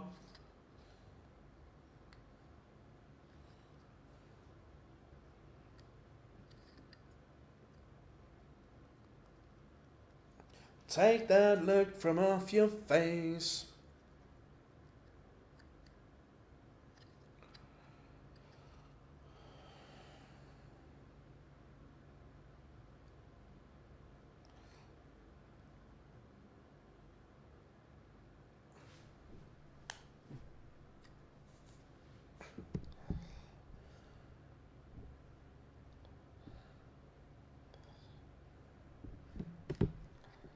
Right, at least Joe's on the stage now. So, what version of the Rockstar are we going to get, ladies and gentlemen? The good, the bad, or the ugly? Or are we going to get all three in the game?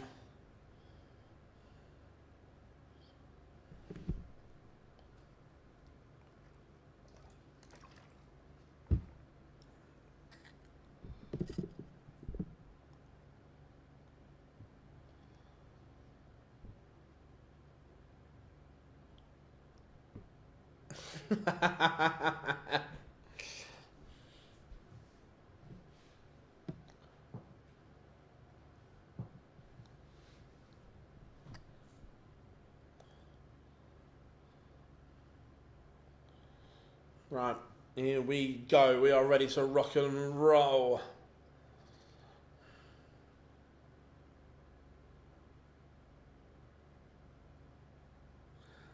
Well, Justin Hood is tiny as well, isn't he? They've just showed a...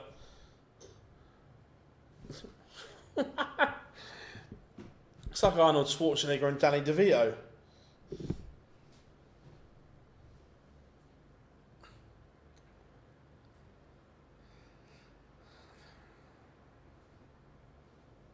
Oh, the old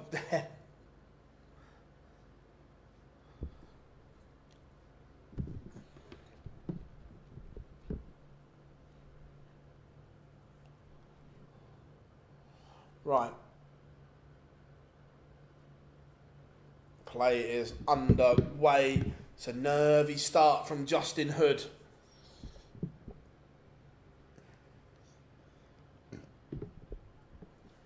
Cullen has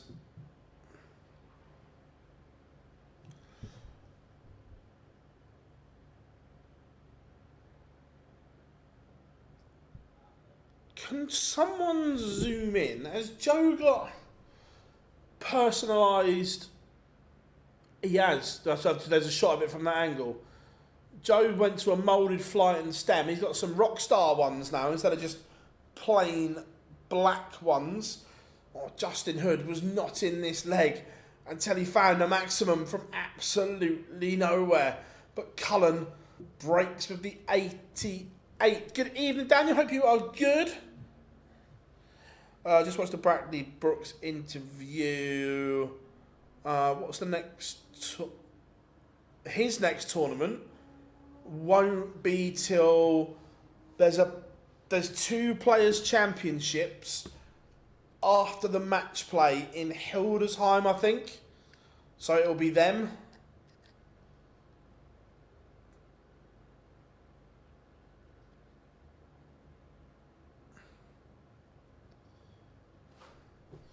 It's a good start from Cullen, this. And again, this version of the Rockstar is very good.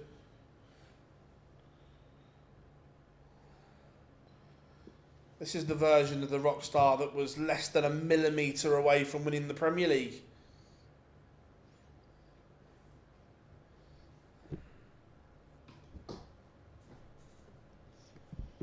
.227 Cullen, just looking to set this up. Justin Hood, I wouldn't say has settled yet.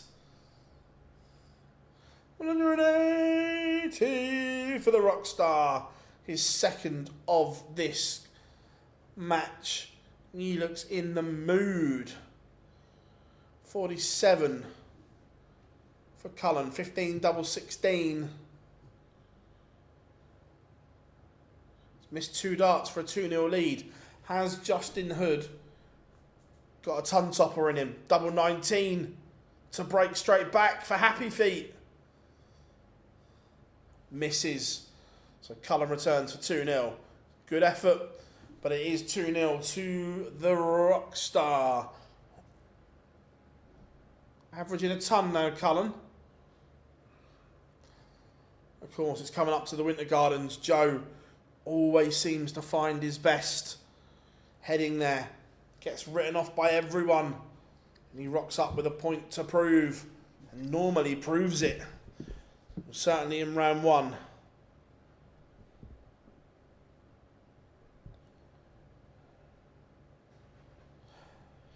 To be fair, Marcus, I don't even think it's the money for Joe on that thing. I think it's the prestige of winning the Premier League, because if you win it effectively, you're going to be back in it the year after. You think Cullen got to the final and then hasn't played in the Premier League since? This is much better leg from Justin Hood here. Much, much better. Seems to have woken up.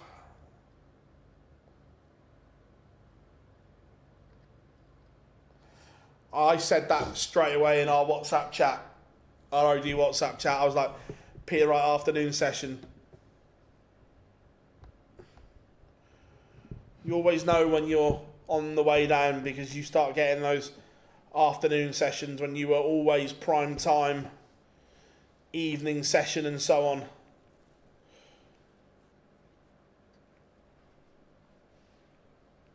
How are we doing, Ryan? Good to have you in, buddy.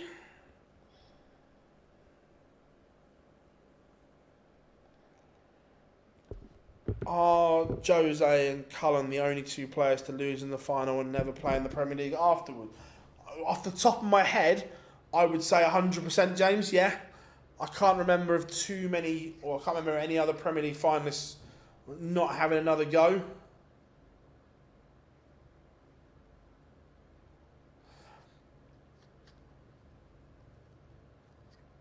No, Joe's only played once in the Premier League.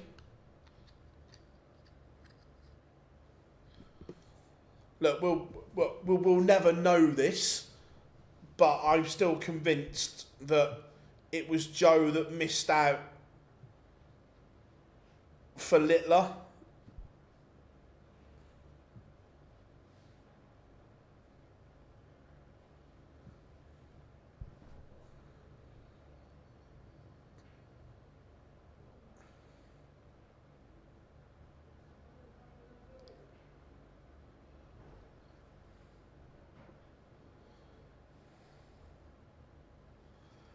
It was one or the other.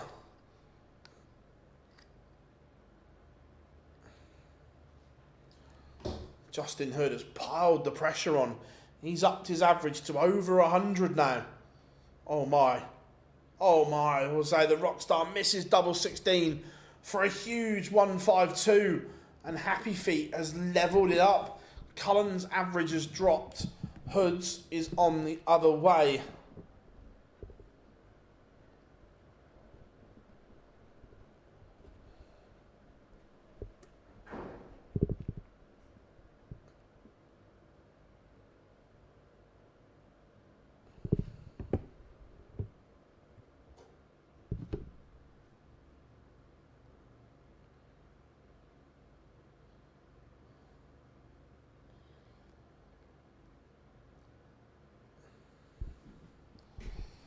I know, sorry, I'm getting confused. I think it was probably Dobie, it was probably the Cullen that missed out then.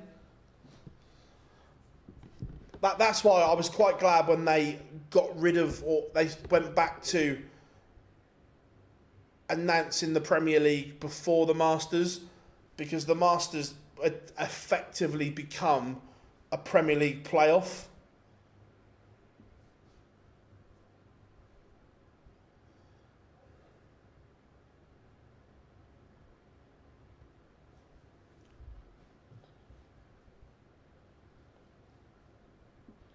Hood's upped his average to 106 here. This is very good from Happy Feet. Cullen is going to have to find something here.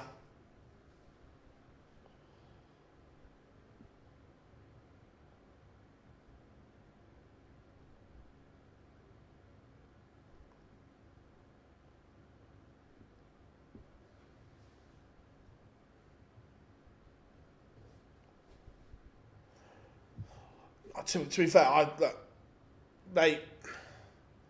they got away with it in relation to the fact that they left Luke out and then he went on to win a load of titles. But I still think the year Humphreys was left out, he should have been in it. This is turning into a right scrap, this. This is good.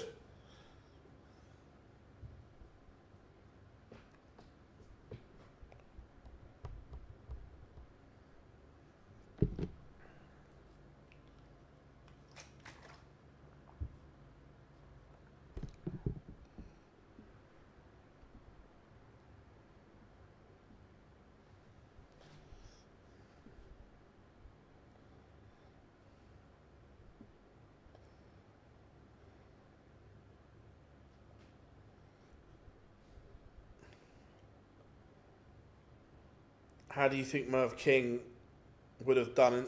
Not particularly well, I don't think. To be fair, I remember when they made that game between him and Johnny, the playoff for the Premier League. But let's be fair, there's no way the PDC wanted Merv King in the Premier League. Not a chance. 4 legs on the spin for Justin Hood.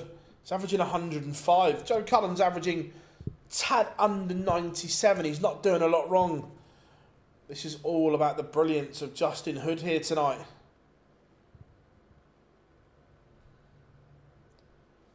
Firing in maximums. What has Cullen got in response?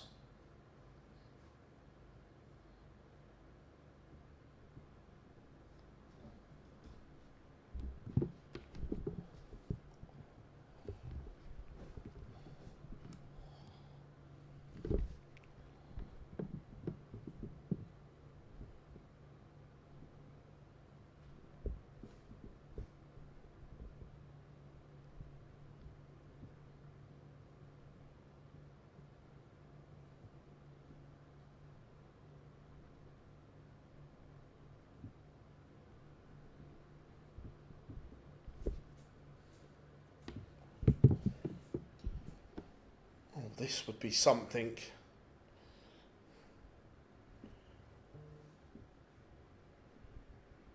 Bullseye. Misses Dobie. This 116 may have to go.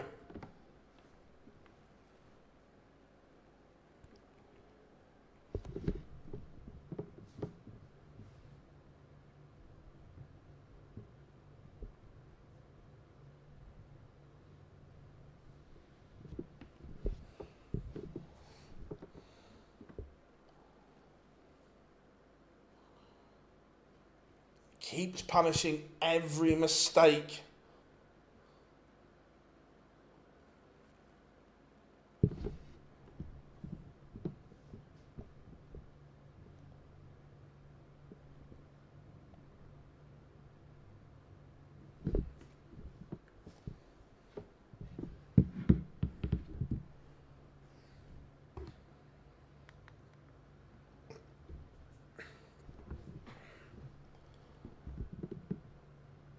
Better opener than Barrow. This is good.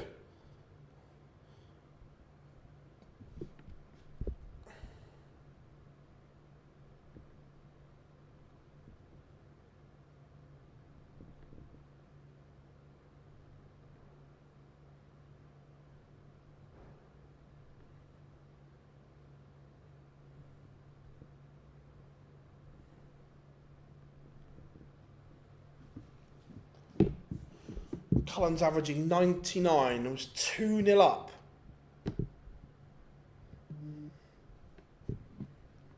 Yeah, he does. But when someone's averaging and playing the way Justin Hood is, it's a bit difficult.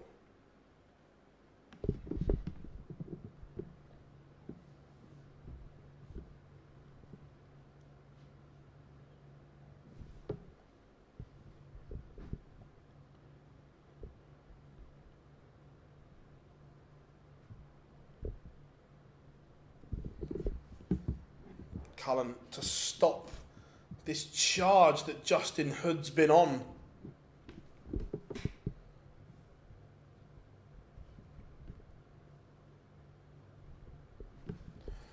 It's tidy from Joe.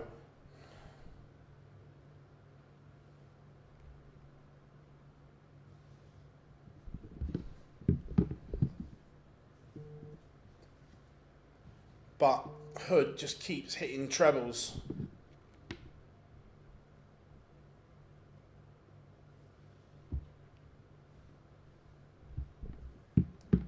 This could be all she wrote. This has been very, very good for Justin Hood. Cullen needs a massive couple of minutes here. Needs another treble. 96, not enough.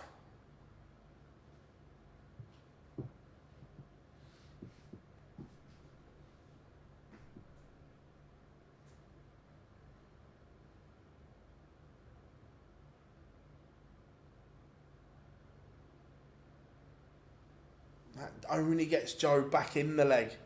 Doesn't get him anywhere near the finishing line. Justin Hood is going to get a match-winning opportunity at the 88. So over to you, Justin Hood.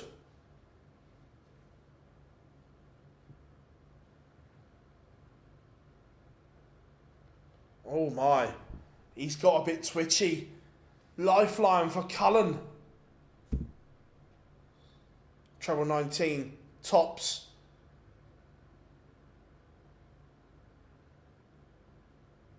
Tops to save himself. And he's come low. Superb. Everyone, you guys have absolutely rocked it today. Justin Hood, 2 darts at double 16. And pins it. Justin Hood has beaten the rock star Joe Cullen. There we have it, everyone. What a session it has been. You have all been absolutely sensational. Thank you very, very much. Remember, we'll be back live 12 o'clock tomorrow. Whatever you are doing, make sure you tune in and join us. I've been Phil Bars. We have been Online Darts, and we'll see you all very, very soon.